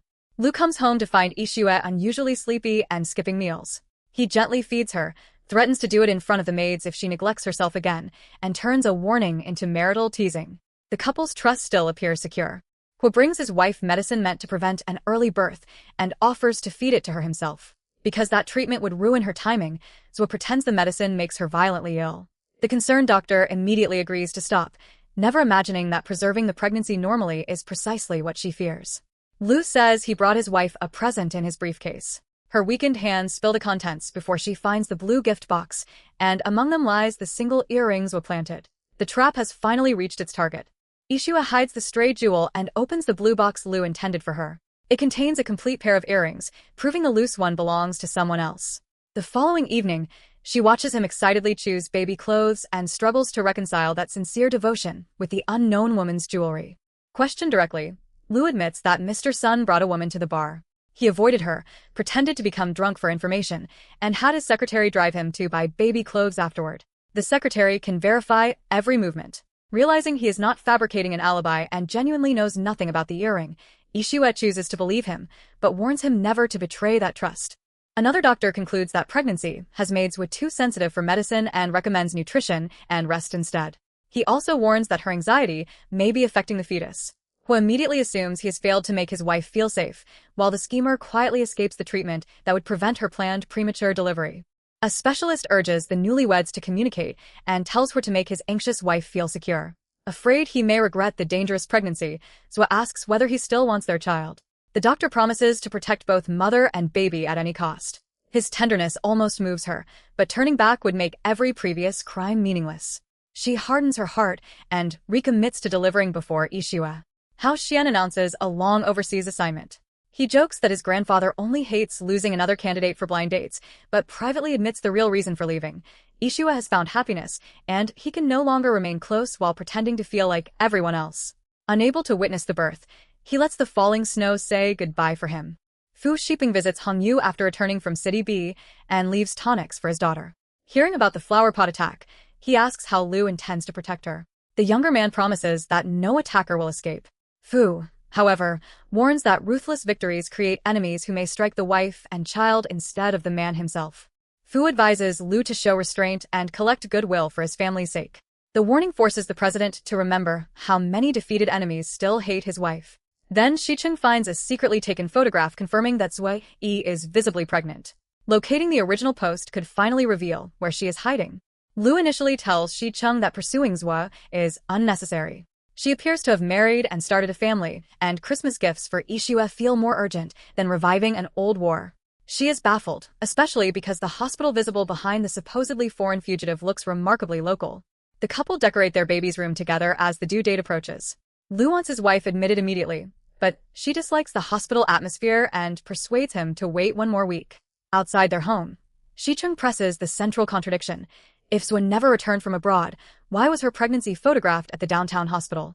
The photograph is real, yet travel records still insist Zui remains abroad. Lu recognizes her as a potential time bomb but accepts Fu's warning against creating more enemies. He removes the men watching Zui and assigns them to protect Yixue instead. If the former dancer lives quietly with her new family, he will leave her alone. 1 month later, Yixue waits in a hospital ward while Lu checks the delivery schedule with Dr. Hua. In another room, Zui swallows misoprostol to force labor despite its promised agony. Her paid watcher reports that the other expectant mother is stable and alone. Zui orders the accomplice to change that immediately. A puppy appears at Yixue's door, apparently bleeding and in need of help.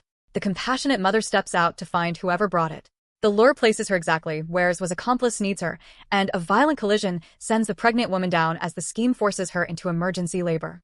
Zui's self-induced contractions begin just as the accomplice injures Yixue. Both women suddenly require Hua. Lu calls from the operating area and begs him to come, but Zui invokes his promise to protect their child. The conflicted surgeon assigns the hospital director to Yixue's operation and stays with his wife. Once they are alone, Zui abruptly declares that her own baby is dead and demands Yixue's child in its place. Hua is horrified. He insists their baby may survive and says they can try again even if tragedy comes, but she rejects every future child. She claims his promise entitles her to a living baby now. When reason fails, Zui threatens to die with the child inside her. The compassionate doctor cannot let her act. Trapped by guilt, fear, and the promise, she is twisted beyond recognition. Hua finally says he will do what she asks. Her plan to steal Yixue's newborn has reached the operating room. Dr. Hua realizes that the adjacent operating rooms make an unnoticed exchange possible. Outside, Lu orders Shicheng to identify the Black Cloud attacker through hospital surveillance, vowing that repeated mercy has only exposed his wife to greater pain. Inside Yixue's room, the baby emerges barely breathing and is sent toward an incubator, while the new mother falls unconscious from severe hemorrhaging. Hua saves Yixue's life long enough for emergency treatment, then receives confirmation that Zui is stable, but her prematurely delivered baby is stillborn. Remembering her threat and his surrender, he asks colleague Lin to obtain the dead infant. He silences a nurse with the power of his position and orders the staff not to discuss Yixue's baby with the family. A doctor tells Lu that his wife is comatose from postpartum bleeding and requires an emergency authorization. When the desperate father asks about their previously healthy baby, the answer is a lie. His son is dead. Stunned but unwilling to lose Yixue as well, he signs the critical care notice and leaves the stolen newborn in Hua's hands. Lu begs to enter the operating room, but staff keep him outside while the exchange is completed. Hua tells Lin that they are now accomplices and orders money paid to the nurse who saw too much. He also demands perfect care for Yixue, promising himself that if a future chance appears, he will repay the family 1,000 times over. The apology cannot undo the child he has stolen. Hua announces that Mrs. Lu is out of immediate danger and has been moved to intensive care. He claims the boy was born with weak breathing and could not be saved despite every effort, then leads Lu away to complete paperwork for the supposed remains. The respected physician's calm authority makes the lie sound final. Lin Fei races to the hospital and learns that her closest friend should wake within 24 hours. Relief lasts only until she asks to see the baby. Lu cannot soften the words. The child is dead. The loss that Zui manufactured now begins spreading through everyone who loved the couple. Lin Fei lashes out at Lu, accusing him of breaking his promise to give Yixue a happy life. Qin Xiaoyang carries his furious wife away and reminds her that the child belonged to Lu too. Only then does she recognize the shattered man behind the controlled face. She decides to inform Hao Xian, who asked for every update about the woman he left behind. A nurse reports that Zhuo demanded to see the newborn and became calm the moment she confirmed he was alive. More importantly, staff found medication in her bed, the kind used to induce labor. Hor finally understands that the emergency was planned, not an unavoidable tragedy. Zhuo looks down at Yixue's son and marvels that he was born with the powerful father, wealth, and protection she spent her life chasing. Even the infant becomes an object of resentment because he possesses everything without effort. Hua enters, pulls her away, and makes clear that he may return the boy. Zhuo immediately accuses him of breaking his promise. Hua confronts his wife with the labor-inducing drugs and the fruits she deliberately consumed after learning they might cause premature delivery. He threatens to return the baby and confess unless she comes clean. Cornered, Zhuo admits that she intentionally killed their unborn child because only that loss could make him steal Yixue's son for her. Zhuo explains that she approached Hua, married him, and conceived for one purpose. Living beside the Lu family's trusted doctor allowed her to spy from beneath their noses. She never loved him. Money and access were all she wanted. Then she reminds the broken surgeon that returning the stolen child would expose his own crime to Lu, ensuring that guilt keeps him trapped even after love disappears. After 24 hours, Yixue awakens from nightmares of the collision and reaches instinctively for her child. Lu is overwhelmed with relief that she survived the coma, but she immediately notices what is missing. Her first clear question is where the baby is gone, and her husband must now repeat the lie that nearly destroyed him. Lu explains that hemorrhaging complicated the delivery, their son's breathing failed, and the doctors could not save him. 3 days later, Yixue is medically stable but barely eats or speaks. Hua checks her recovery while privately losing sleep over the crime. He wants to reveal everything, yet fear for himself, his colleague, and everyone involved keeps him silent. When Lu begs her to eat, the grieving woman says she wants only her baby. More than denial supports her conviction. She remembers seeing the boy alive. Her husband believes the trauma may be distorting that memory, but agrees to investigate if she begins taking care of herself. Exhausted by the hospital and by everyone dismissing her certainty, she asks to go home. At the same time, Zhuo refuses hospital staff entry because she assumes anyone approaching intends to take the child away. The newborn has not eaten, cries without relief, and is turning pale.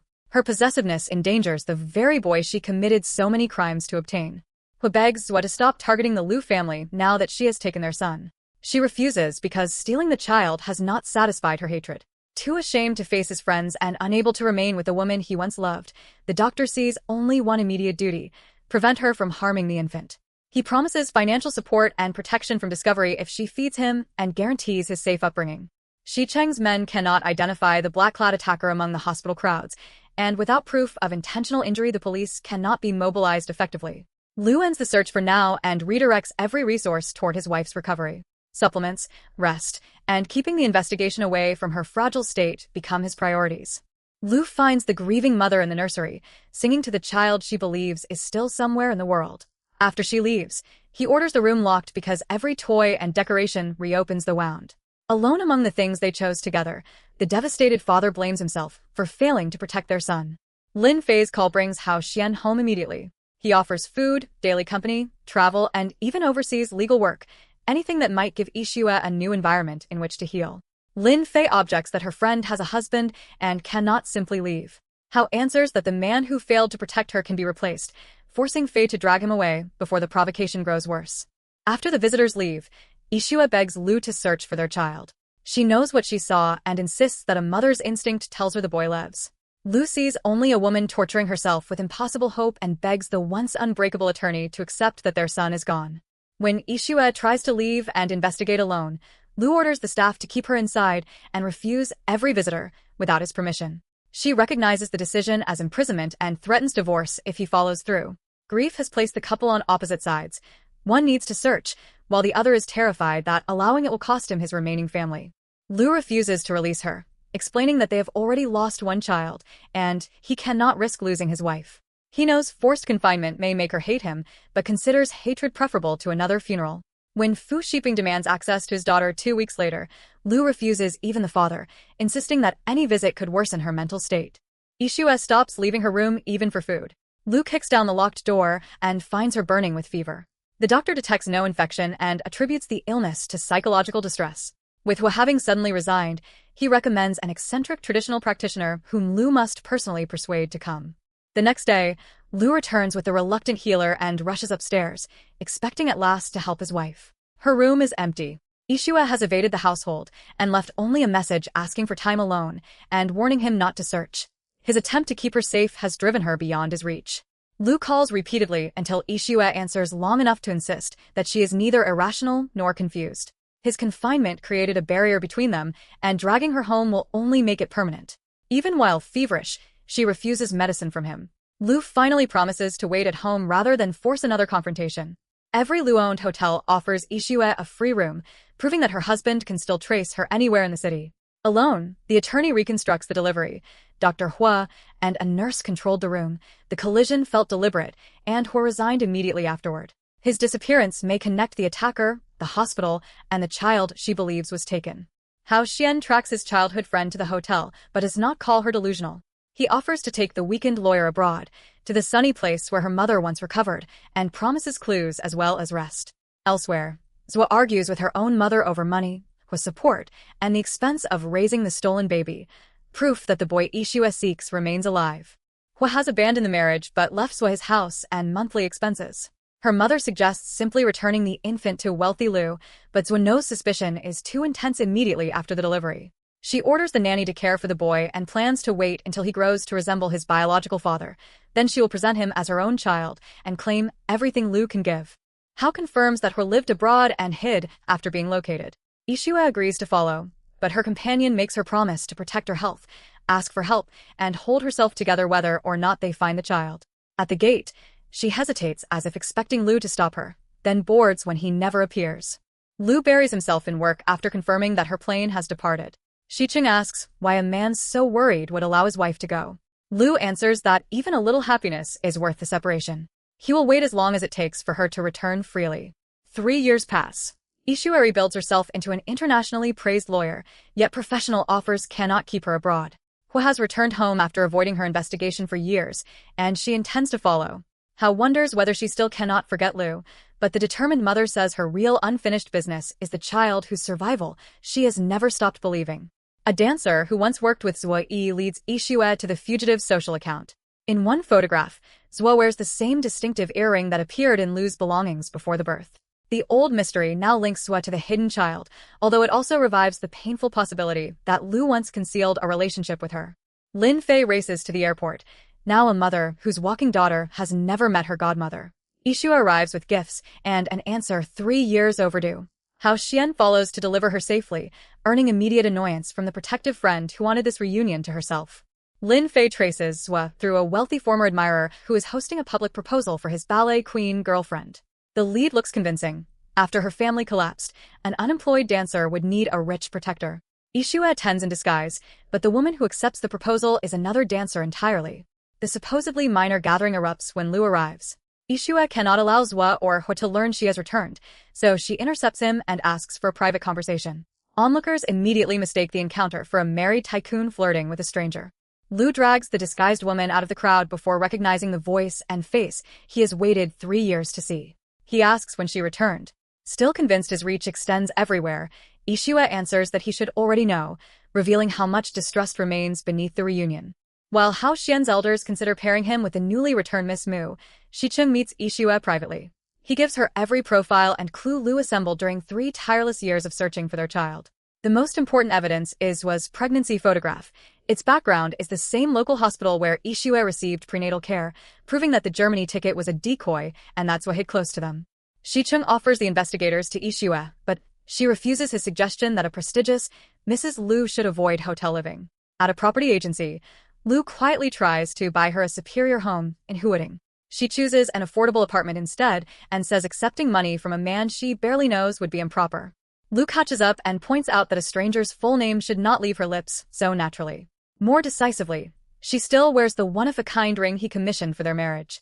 3 years of separation may have hardened her voice, but the symbol she never removed tells a different story. Yixue claims she wears the band only because appearing married keeps troublesome admirers away. Lu considers that an excellent reason never to remove it. Their investigation then becomes serious. Xiqing's files support her theory that Zhua Yi is tied to the missing child. For the first time, Yixue tells Lu that she found was earring in his briefcase after the City G trip. He is genuinely stunned. He and Xicheng were actively hunting Zwen and would have recognized her nearby. His reaction convinces the attorney that the jewelry was planted, meaning their enemies somehow entered the home while both spouses believed she was abroad. Yixue still will not return to the mansion, while friends worry that photographs will feed rumors of divorce. As she and Lu leave together, a small boy runs into them while searching for his mother. The cheerful 3-year-old calls her a pretty grandmother and Lu an old man, creating an inexplicably warm interruption to their painful reunion. The boy introduces himself as Duo and says he followed a giant teddy bear away from the children's area. Yixue refuses to call him naughty for an innocent mistake and promises that sister and uncle will find his mother. Before searching, she indulges his request to play, and Lu instantly abandons every adult principle to agree. An attendant assumes the reunited couple are Duoduo's parents, and they accompany him through the attraction without correcting the image. Lu calculates that their own son would now be the same age.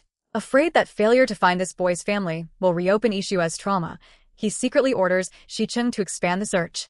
Staff search every floor and announce the lost 3-year-old repeatedly, yet no adult admits losing a child. Lu instructs Xicheng to involve the police if the search remains empty by 6 and otherwise bring Duo home safely. The absence of a frantic parent begins to feel deliberate. At last, a woman Duo calls claims him and says his mother has searched everywhere. Lu warns her never to be so careless again. The little boy hesitates, hugs the tycoon, and quietly calls him dad before leaving. Yixue notices the emotion but does not yet understand its source. Back home, Zwe snaps that Duo must not call her mommy without permission. She asks whether he saw Lu, whether the man treated him warmly, and whether he used the word dad as instructed. When the child mentions the kind woman beside Lu, Zwe assumes the absent wife has been replaced by a girlfriend. Zwe dismisses every possible lover as temporary. In her mind, only a biological child can capture Lu's heart, and Duoduo's successful introduction means the father will soon come to her. Meanwhile, Yixue remains distracted by the boy's farewell, though she tells Lu that she merely found the child adorable. Lu drives Yixue to her chosen building and reveals that he has already arranged every household necessity. He asks for more than verbal thanks and steals a kiss, earning a sharp bite and a warning that reconciliation has not happened. Once she leaves, he privately orders Xicheng to identify Duoduo's parents, without alerting her. Lin Fei arrives to complain that her closest friend did not announce the move. She quickly recognizes Lu's hand in the furnished apartment, right down to notes reminding Yixue to drink water. The returned wife is unsettled that after 3 years he still anticipates every ordinary need, and decides they must eventually discuss what remains between them. The next morning, news sites accuse Lu of an affair after photographing him kissing a mysterious woman in his car. Commenters claim his old, abandoned wife has been replaced. Lin Fei rages at the insults until Yixue points out the absurd truth. The supposed mistress and the supposedly discarded wife are the same person. Xicheng's search for Duoduo's family leads Lu directly to Zwe Yi. She pretends his arrival is a romantic visit and casually admits that the lost boy lives with her. Lu immediately recalls every inconsistency at the mall. Zwe never appeared during the search, a nanny collected the child, and Duo called a stranger dad before leaving. Lu asks whether she deliberately sent Duo to find him. Zwe claims the fatherless child simply liked a kind man and insists that years of isolation have made her harmless. Then she plants the suggestion she truly wants him to hear. The boy resembles Lu, and fate may have brought father and child together. Zwe invites him inside and complains about the hardship of single motherhood. Lu says a real father protects both wife and child, then warns her never to let the boy wander unattended again. He rejects any personal responsibility and walks away, while Zwe assures the disappointed child that they will soon reunite with the man she has trained him to call dad. Lu cannot explain why he feels protective of Duo, but he suspects Zwe does not treat the boy well. He orders discreet observation of their building rather than an aggressive watch that could frighten the child. The instinct that drew him to the lost toddler now becomes an investigation. Reporters surrounding Lu's homes give him an excuse to spend the night at Yixue's apartment. She has just received a dinner invitation from Fu Shiping and still struggles to accept him as her father. Lu suggests visiting. Fu's desire to compensate her appears sincere, and his private reach may uncover something their investigators cannot. Dr. Hua. At Zwe's home, Duo is dressed and positioned against a wall for another picture. Hua refuses her demand for money until he receives proof that the stolen boy is safe. Zwe treats the frightened 3-year-old like an uncooperative prop, berating him because fear prevents the smile that will unlock her allowance. Zwe pinches Duo for crying, curses at him, and complains that feeding him consumes her money. Xicheng's watcher records the treatment and reports that the boy cries every day. Lu is shaken. though he still believes the child legally belongs to Zhua and doubts that police can intervene decisively without stronger proof. Before sending the boy out, Zhua drills him on another task and threatens to withhold dinner if he forgets. Lu tries to dismiss his concern as misplaced attachment to someone else's son and returns to a land bid, unaware that the next stage of her performance is already entering his office. A staff member interrupts the business meeting. A small boy is waiting in the lobby and says the president is his father. Duo runs straight into Lu's arms, declares how much he missed him, and makes Zhua's intention unmistakable. The child has been sent as bait again. Lu gently asks who brought Duo and whether his mother told him to use the word dad.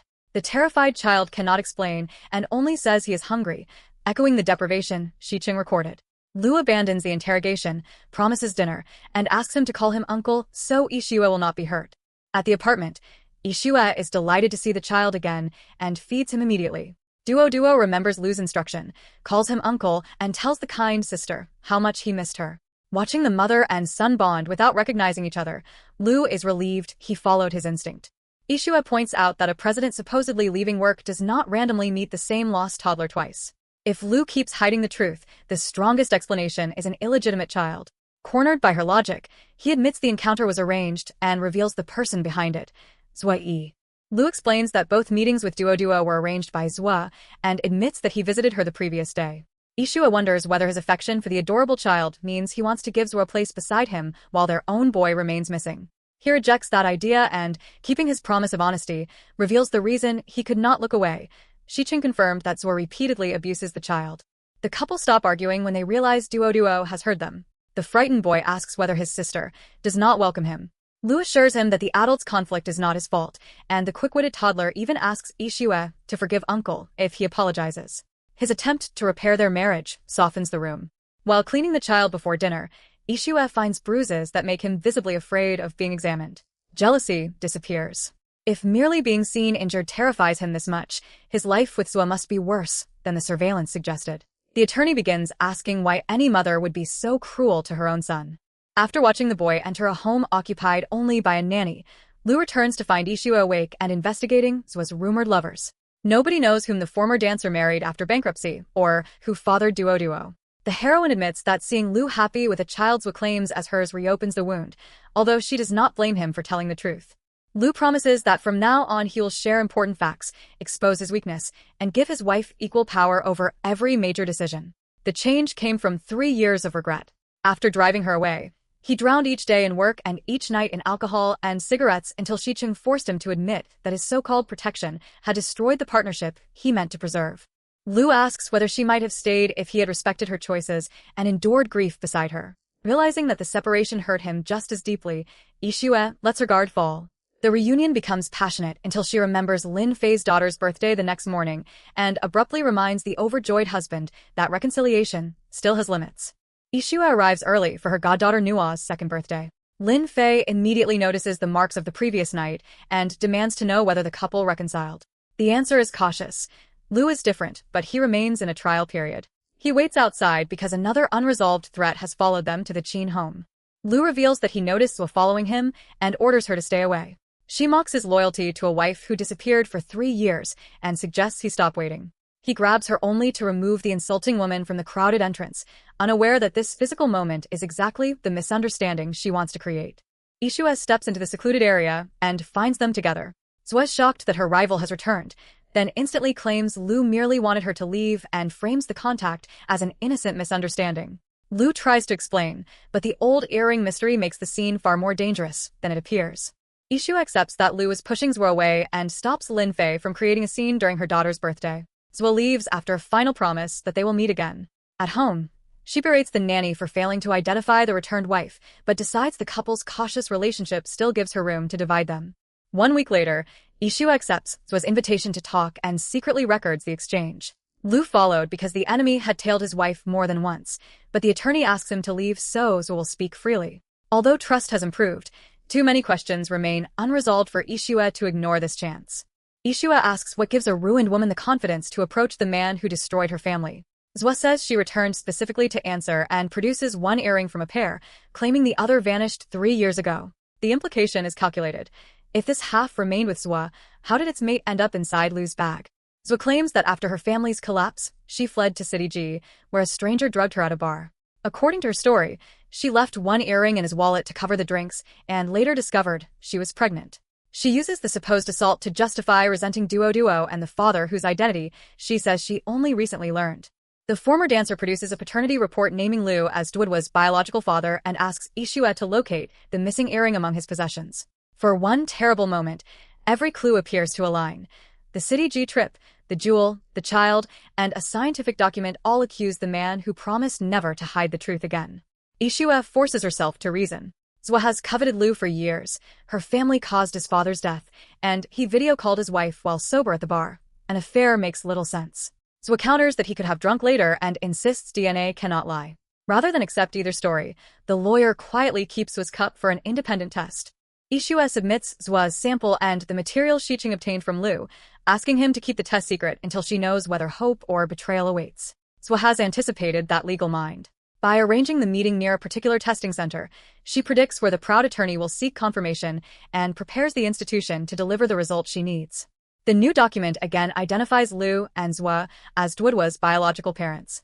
Yixue's defenses collapse. Her mother died young, the family that raised her deceived her, her own child vanished, and now the man she chose appears to have betrayed her before the delivery. She condemns herself for trusting too easily and staggers to Lin Fei's home. The exhausted woman reaches her friend, says everything hurts, and faints. At Hongyu, Xiqing can no longer hide the secret and admits that Yixue used Lu's hair in a paternity test. Lu reasons that the only recently encountered child is Duo and immediately orders her location confirmed. Yixue awakens after doctors confirm exhaustion rather than a new illness. Lin Fei declares that any man who hurts her closest friend deserves punishment and insists they can live happily without husbands. Qin Xiaoyang overhears himself being included among the bad men and quietly calls Lu to reclaim the wife who has stolen his own. Reassured that Yixue is safe with Lin Fei, Lu takes the test report and asks Qin to let her remain there for several days. He cannot explain yet, but promises to do so after verifying every fact. With no useful night flight, he and Xiqing drive straight to City G. Lu admits he drank heavily that night but is certain no sexual encounter occurred. The City G branch must identify the temporary secretary who drove him, while the bar may retain witnesses or records of Zwa. Back at Lin Fei's home, Yixue cannot sleep, and her friend tries to keep fear from filling the hours before proof arrives. Fu Shiping reports that Dr. Hua has spent the last few years providing medical aid in remote areas and is currently in City D. This is the closest Yixue has come to the man who vanished after her delivery. She decides to leave immediately, despite Lin Fei's long list of warnings about weather, food, rest, and danger. Fu arranges transportation and a security team, but does not appear because his daughter is not ready to face him. That restraint finally reaches her. As she heads toward Hua, the independent heroine decides that when she returns, she should thank her biological father in person. In City G, the old secretary confirms that Lu was alone at the hotel before 10 but cannot testify about the rest of the night. At the bar, a man instantly claims to recognize Hua from 3 years ago. The answer comes far too quickly for such an old, ordinary encounter. Lu has security detain the supposed witness and prepares to test his remarkable memory. The bar employee admits that Zwa contacted him only days ago and paid him to claim she visited 3 years earlier. He cannot remember whether she truly appeared among the thousands of old customers. Lu exposes another fabricated clue, but still lacks direct evidence proving what happened after 10 that night. Yixue lands in freezing City D with Fu's relief team and learns that Hua left that morning to treat a sick mountain village. Heavy equipment must travel by road, but she and medical worker Su Fei take light supplies ahead by cable car before darkness. Hua has escaped twice already, and neither weather nor distance will make the determined mother abandon her closest lead. Unable to prove his innocence through the bar, Lu decides Duo himself may hold the answer. Then worse news arrives. Yixue has gone to City D, where authorities have issued a severe snowstorm warning and fear an avalanche in the mountains. Clearing his name becomes secondary to reaching her alive. The cable car team reaches the village long before the road convoy, but the mountain has no communication signal. Yixue sees a missed call from Lu and assumes she can return it later. That night she dreams of his voice and wakes with a sense of dread she cannot explain. An avalanche crushes vehicles traveling up the mountain and leaves survivors trapped in snow for hours. Whether Hua is among them or not, Yixue refuses to stand aside. She returns with Su Fei's medical workers to the overwhelmed county hospital and helps organize the wounded. While the doctors triage patients, Yixue registers survivors and searches for Hua. A stretcher flashes through the chaos. The man buried by the avalanche is not the doctor she came to find, but the husband who crossed cities and drove into a storm to reach her. Lu lies unconscious before her. The heroine cannot understand why Lu is not safely in City G. His skin is terrifyingly cold, and he will not answer. A doctor explains that the overturned car left him buried in snow for 5 or 6 hours, but he has no major wounds, and his vital signs are stable. He needs sustained warmth more than scarce hospital space. Yixue identifies herself as his wife and questions whether an unconscious patient should be discharged. With doctors desperately needed elsewhere, Sufei's team helps move him to shelter and promises to return after treating the remaining victims. The woman who left him 3 years ago now refuses to leave his frozen body unattended. Sufei guesses that the married couple suffered a serious quarrel. Having watched misunderstandings become meaningless beside death, she tells Yixue what the rescue already proves. Lu risked everything to find her, and her fear at seeing him hurt shows that love survived on both sides. If they still have each other, they should not waste the time they nearly lost. Coal and hot water fail to restore Lu's temperature. The local practitioner recommends direct body heat and warns that remaining this cold is dangerous. Embarrassed, but unwilling to gamble with his life, Yixue remembers they are already husband and wife and chooses the most immediate way to warm him. Yixue holds her freezing husband beneath the blankets and asks him to wake so they can solve every unanswered problem together. Sufei's warning echoes. She would regret forever if their final exchange remained a quarrel. By morning, the storm has stopped and warmth has begun returning to him. Lu awakens with no serious pain beyond lingering cold in his legs and immediately teases his wife for her unusually generous rescue. She hits him, panics when he pretends it hurts, and tries to fetch hot water. His question is quieter than the joke. Is she still angry? Before she can retreat into old defenses, he asks her not to go. Lu admits that City G produced no decisive alibi, only more disposable clues planted by Zhua. Even so, he knows no encounter occurred and promises to bring back evidence strong enough that nobody can control their marriage again. Yixue reveals that Hua was on this mountain and holds the missing key to their child's fate. Once Lu recovers, she wants to discuss both the boy and their future. Lu claims he feels fine, but a failed step exposes a fracture caused during the avalanche. The cold had numbed the pain so completely that he never realized the bone was broken. Sufei stabilizes the leg and sends him back to the hospital for imaging and proper treatment. The specialist warns that further delay might have permanently damaged the leg and orders up to 3 months of minimal walking. Lu worries that the diagnosis will frighten his wife. Yixue blames herself for not demanding an examination sooner. Their instinct is still to carry pain alone, but now each can finally see the habit in the other. Back in City G, Shicheng searches 3 years of records and notices that pregnant Zhua visited the same hospital with extraordinary frequency. Routine examinations cannot explain every appearance. The location may have served as a secret meeting place with the man protecting her. Hua is still serving on the City D medical team and happens to pass the orthopedics department treating Lu. He panics, wondering whether the baby swap has finally been exposed. Zhua's ordinary behavior suggests the couple still knows nothing, so the guilty doctor slips away rather than face the friend he betrayed. Shicheng reports that an argument over money made Zhua turn her rage on Duo, calling him another woman's useless child and beating him until watchers rushed him to emergency care. Lu orders constant protection and begins planning to remove the boy from her home. Hua overhears enough to realize Zhua lied about caring for the child. He decides to return and witness the truth himself. Nearly 2 months later, Lu's rehabilitation is progressing quickly. Yixue attends each session and aches at the effort required because he chased her into the avalanche. He jokes through the pain, but his willingness to suffer merely to reach her forces the hesitant wife to reconsider how much time fear has already consumed. Yixue decides that honest partnership cannot begin while she conceals the accusation poisoning her mind. She tells Lu everything's alleged: unconscious intimacy in City G, the matching earring, Duoduo's paternity report, and her fear that his repeated contact with the boy proved he already knew. Yixue asks whether he resents her suspicion. Lu refuses. The blame belongs to the person who designed the deception, not to the woman targeted by it. He asks only for a kiss as a reward for proving himself, and she postpones that discussion until they are home, because even renewed love does not make a crowded rehabilitation ward private. City G witnesses were bribed or forgetful, and Zhua now keeps guards too close for Lu's people to obtain a clean DNA sample. Yixue realizes the difference is evidence itself. Zhua deliberately made the first sample easy to collect because she had already prepared a corrupted result. Yixue worries that sympathy will make Lu adopt Duo exactly as Zhua expects. He says the boy deserves protection but refuses any solution built on hurting his wife. She remains the most important person in his life. Reassured, the heroine gives him authority to rescue the child while he quietly investigates why Duo feels so naturally like part of their family. A City D physician identifies Hua as a gifted, quiet member of the relief team, but says he resigned days after the avalanche and left for his girlfriend. Drunk, Hua repeatedly called the name Zhuo Yi. At the same moment, Shicheng connects Zhuo's suspicious prenatal visits to be Central Hospital, the institution where Hua worked and Yixue delivered. Hospital staff confirm that Hua and Zhuo were openly regarded as a couple and that the doctor was intensely protective during her pregnancy. The obvious conclusion is that Duo was believed to be their child, not Lu's. Once the leg heals, Yixue wants to return to City B immediately and reconstruct what happened inside their shared hospital. 1 month later, Lu can travel. Su Fei reveals that the normally sober Hu drank whenever his girlfriend called demanding money. He seemed trapped by some unspoken difficulty rather than love. Since Zhuo can still summon him, watching her is the fastest path to the missing doctor.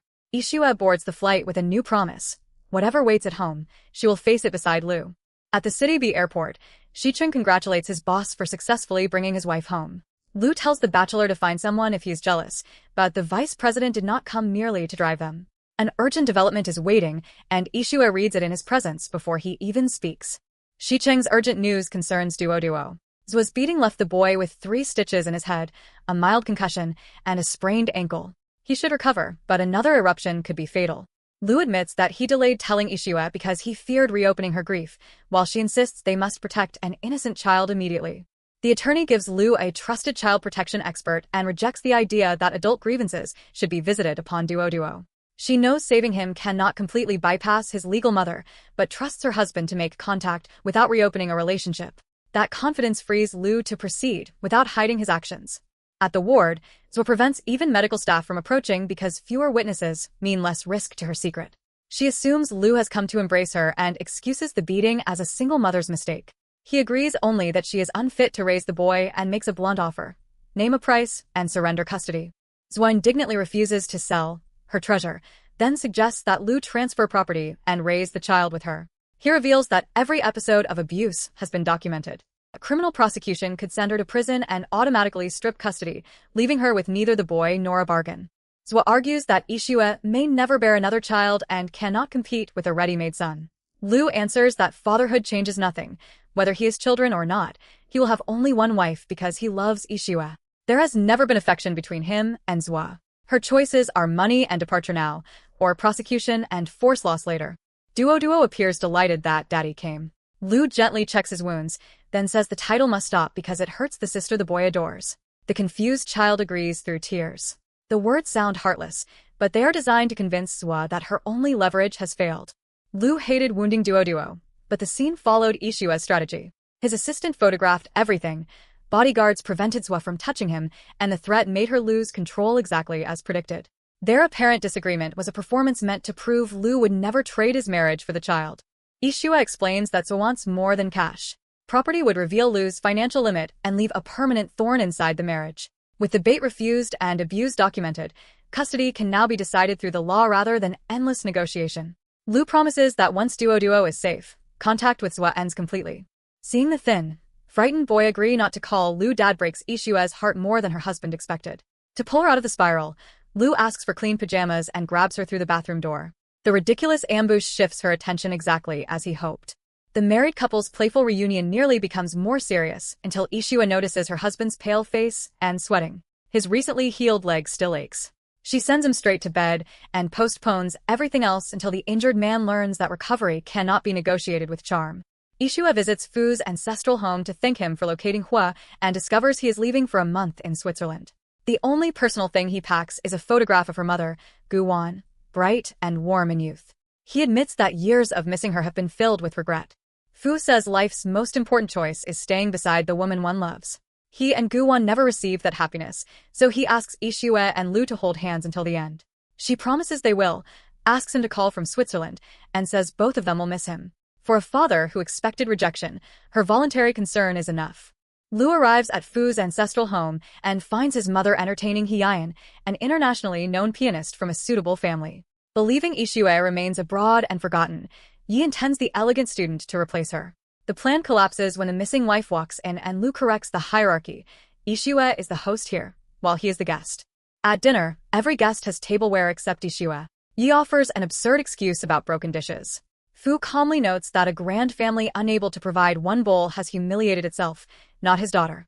Lu offers to share with his wife because for a married couple, one setting is hardly an obstacle. Yi pushes the pianist toward Lu through talk of travel and compatibility. Yan is embarrassed. She sees a loving married couple and has no desire to become an intruder.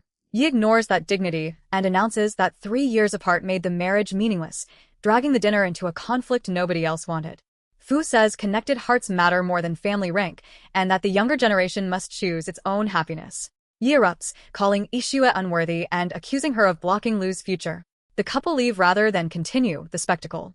Yan follows, firmly asking her teacher never again to offer her a man who is not divorced. Fu asks why his wife brought a stranger to their home without warning. Yi admits she would have been stopped if she told the truth and refuses to let Gu Wan's daughter hold her son. Fu recognizes that she will never release the past. Even if Yixue never needs him as a father, he wants to stand behind her. Yi wants the opposite. They can no longer live with one purpose. Fu asks for divorce, and Yi accepts with equal coldness. His assistant will collect his belongings, and his lawyer will send the papers. Instead of reconsidering, Yi decides his departure frees her to attack Yixue without restraint. If Yan will not take Lu, she will find another woman who will. Lu apologizes for failing to defend his wife more forcefully. He once wanted an ordinary complete family, but his mother supported Fu when convenient, and now opposes Fu only to control her son. Yixue reminds him that completeness is not decided by parents. The two of them already form a family, and that home will remain his. Shicheng calls with the breakthrough they have chased for 3 years. His men recognize Hua and follow at a distance rather than frightening him away. The doctor's destination is Zhuo Yi's home. Lu and Yixue turn toward the address as the truth finally begins walking into view. Zhuo calls her only because her money has stopped. He questions whether the photographs prove she truly cares for Duo and says years of payments are no longer enough. He is coming to see the boy with his own eyes. A knock sounds before she can prepare another illusion, and the guilty doctor stands outside. Zhuo panics that Lu might notice when near her house and uncover everything. The doctor has stopped protecting her comfort. If she refuses to show him the boy, every future payment ends. She reluctantly leads him to the sleeping child he has supported from afar. He regrets that his crime denied Duo the life he deserved, but initially believes what kept him safe. The sleeping boy whispers that he hurts. Pulling back the covers exposes the head wound, and He finally sees what the photographs concealed. He admits overhearing Lu discuss the assault and condemns himself for trusting Zhuo again.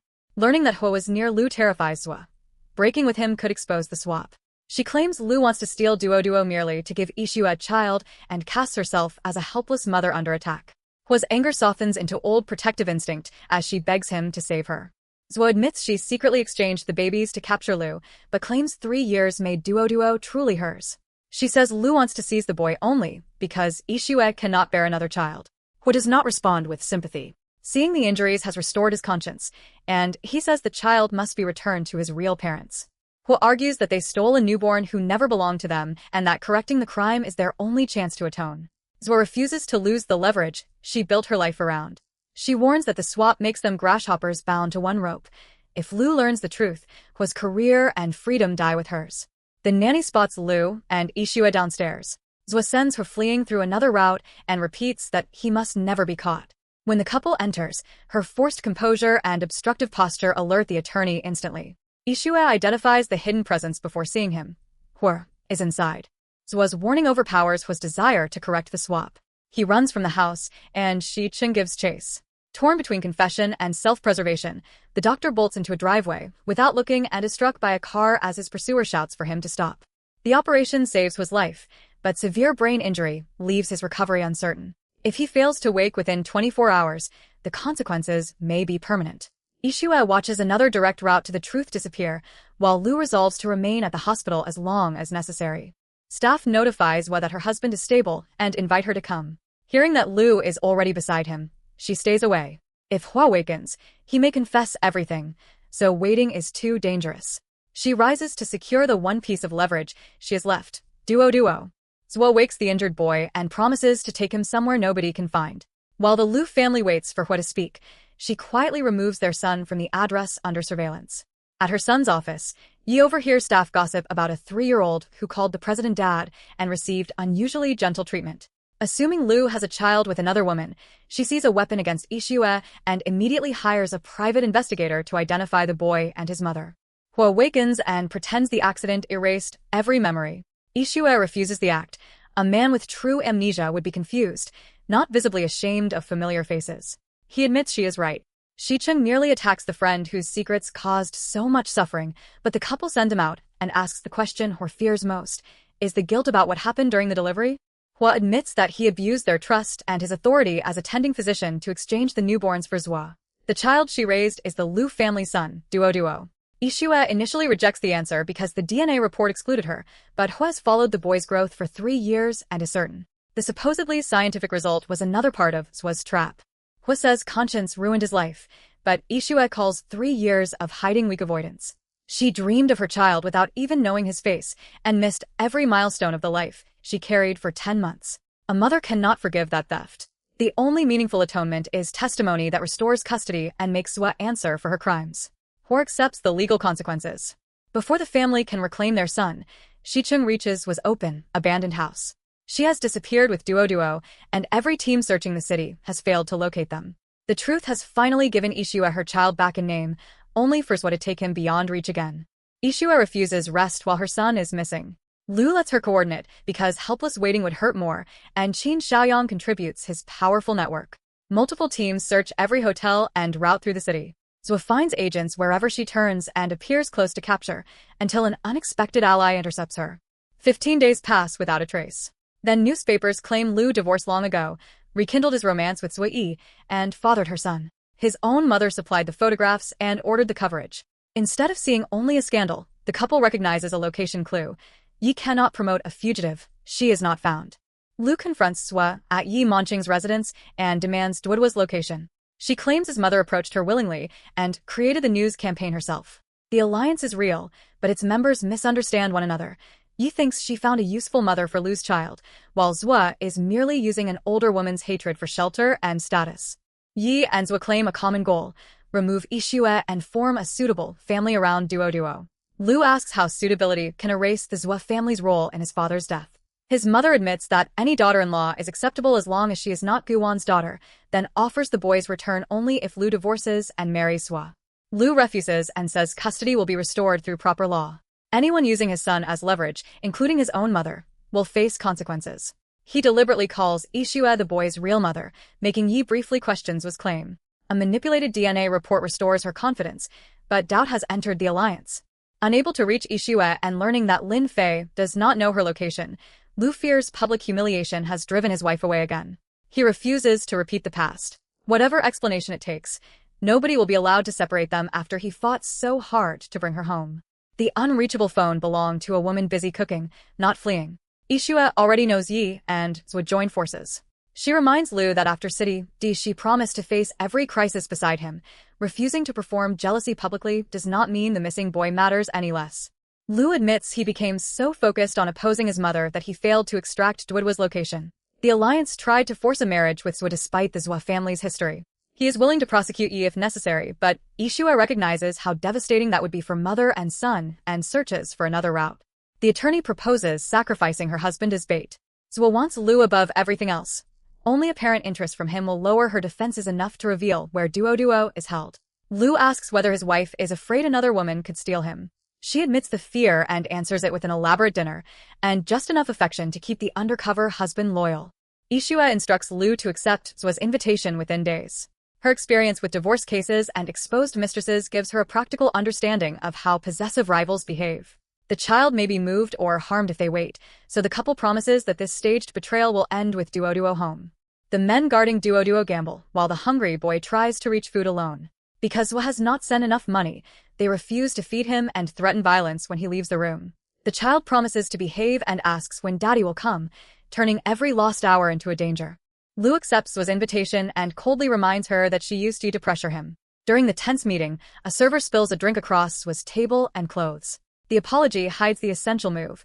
While attention stays on the mess, the operation replaces her phone with an identical device. Yixue's team begins copying Zhua's contacts and messages, while Lu keeps her at the table. She tries to show photographs of Duo as emotional leverage, but he refuses even to touch the phone. Allowing her to inspect it would expose the replacement. His apparent indifference makes Zhua push harder, while the remaining transfer time crawls down. With a copy unfinished, Yixue storms into the cafe and accuses Lu of betrayal. Zwa eagerly claims he has approval and says she intends to join the family, believing the jealous wife is destroying her own marriage. The public quarrel holds every eye away from the technicians completing the data transfer. The disguised server returns Zwa's original phone. Yixue demands that Lu choose their family and walks out. He follows, exactly as a guilty husband would. Outside, the act drops. Every important file has been copied, and the parents are one step from locating their son. Using the information copied from Zwa's phone, Lu's team lures both her and Duodwa's guards into one controlled location with conflicting messages about a sick, convulsing child. The captor asks why Zwa arrived without warning. She asks why he summoned her. By the time they understand that both calls were false, security has them surrounded and searchers have found the boy. Duo is too weak to stand after prolonged hunger. He begs his rescuers not to leave and promises to behave if they feed him. Zwa calls the operation kidnapping, but Lu answers that child abuse, and the hospital swap will place her in far greater danger when police arrive. He never intended to marry her. Every compromise existed only to recover the boy. The traumatized child fears even a medical examination, so Yixue assures him he is safe and that she and his father will never leave. He says he trusts his sister. Samples go to an independent laboratory. After so many manipulated results, the mother still fears another loss, but decides she can face whatever honest answer returns. 3 hours later, a trustworthy DNA test confirms that Duo is their son. Yixue runs to the dining room and holds the child she spent 3 years searching for. Every instinct she defended was right. The boy she saw alive after delivery has finally returned to her arms. The 3-year-old cannot immediately understand that sister and mommy are the same person. Lu bluntly says the woman he knew before will not return, but Yixue stops any pressure. They have a lifetime for names and memories to settle. Duo decides that having his favorite person as his real mother sounds wonderful. Still free after the sting, Zwa tells Yi that Yixue stole her child and asks for one final invitation. 3 days later, Yi summons the reunited family and sends Duo upstairs to see new toys. Yixue senses something strange, but believes even a hostile grandmother would never harm the boy. Lu begins explaining that the child truly belongs to his wife. Lu brings the laboratory workers were bribed, and the man admits that her earlier DNA report was fabricated. She has no blood relationship with Duo. Before you can process why the false mother wanted him, a servant reports that Zwa took the child and could not be stopped. She has carried him to a nearby rooftop. On the roof, Zwa blames the couple for her family's collapse and cannot tolerate their happiness after her own ruin. She threatens to throw Duo over the edge and warns Yixue that one step will kill him. Lu offers money and freedom if she releases the child, but the cornered woman wants a life dragged into hell, not another bargain. Zwa demands Yixue in exchange for the boy. The mother agrees despite Lu's refusal, because saving Duo comes first. Hearing her son call her mommy gives her the opening to lunge. She secures the terrified child in her arms, but Zwa is still close enough to turn rescue into one final attack. Zwa charges the escaping mother and child with murderous force. Lu moves between them, protects both, and is knocked from the rooftop struggle. He succeeds in saving his family, but the fall leaves him bleeding and unresponsive below. Doctors fight uncontrolled bleeding and an unstable heart rhythm while Lu clings to one thought. He cannot leave Yixue alone. Yi admits that believing Zwa nearly killed her son, and promises never to interfere again. After 2 days, he wakes and immediately asks where his wife is. The experience finally strips his mother of the certainty that control equals care. Police have taken Zwa for kidnapping, intentional injury, and repeated child abuse. Lu expects relief, but his wife angrily asks who gave him the right to play hero. Protecting her by dying would only condemn Yixue and Duo to another lifetime of loss. Her coldness is not rejection. It is terror from nearly losing the man they both need. Lu promises never again to protect his family by gambling his life without them.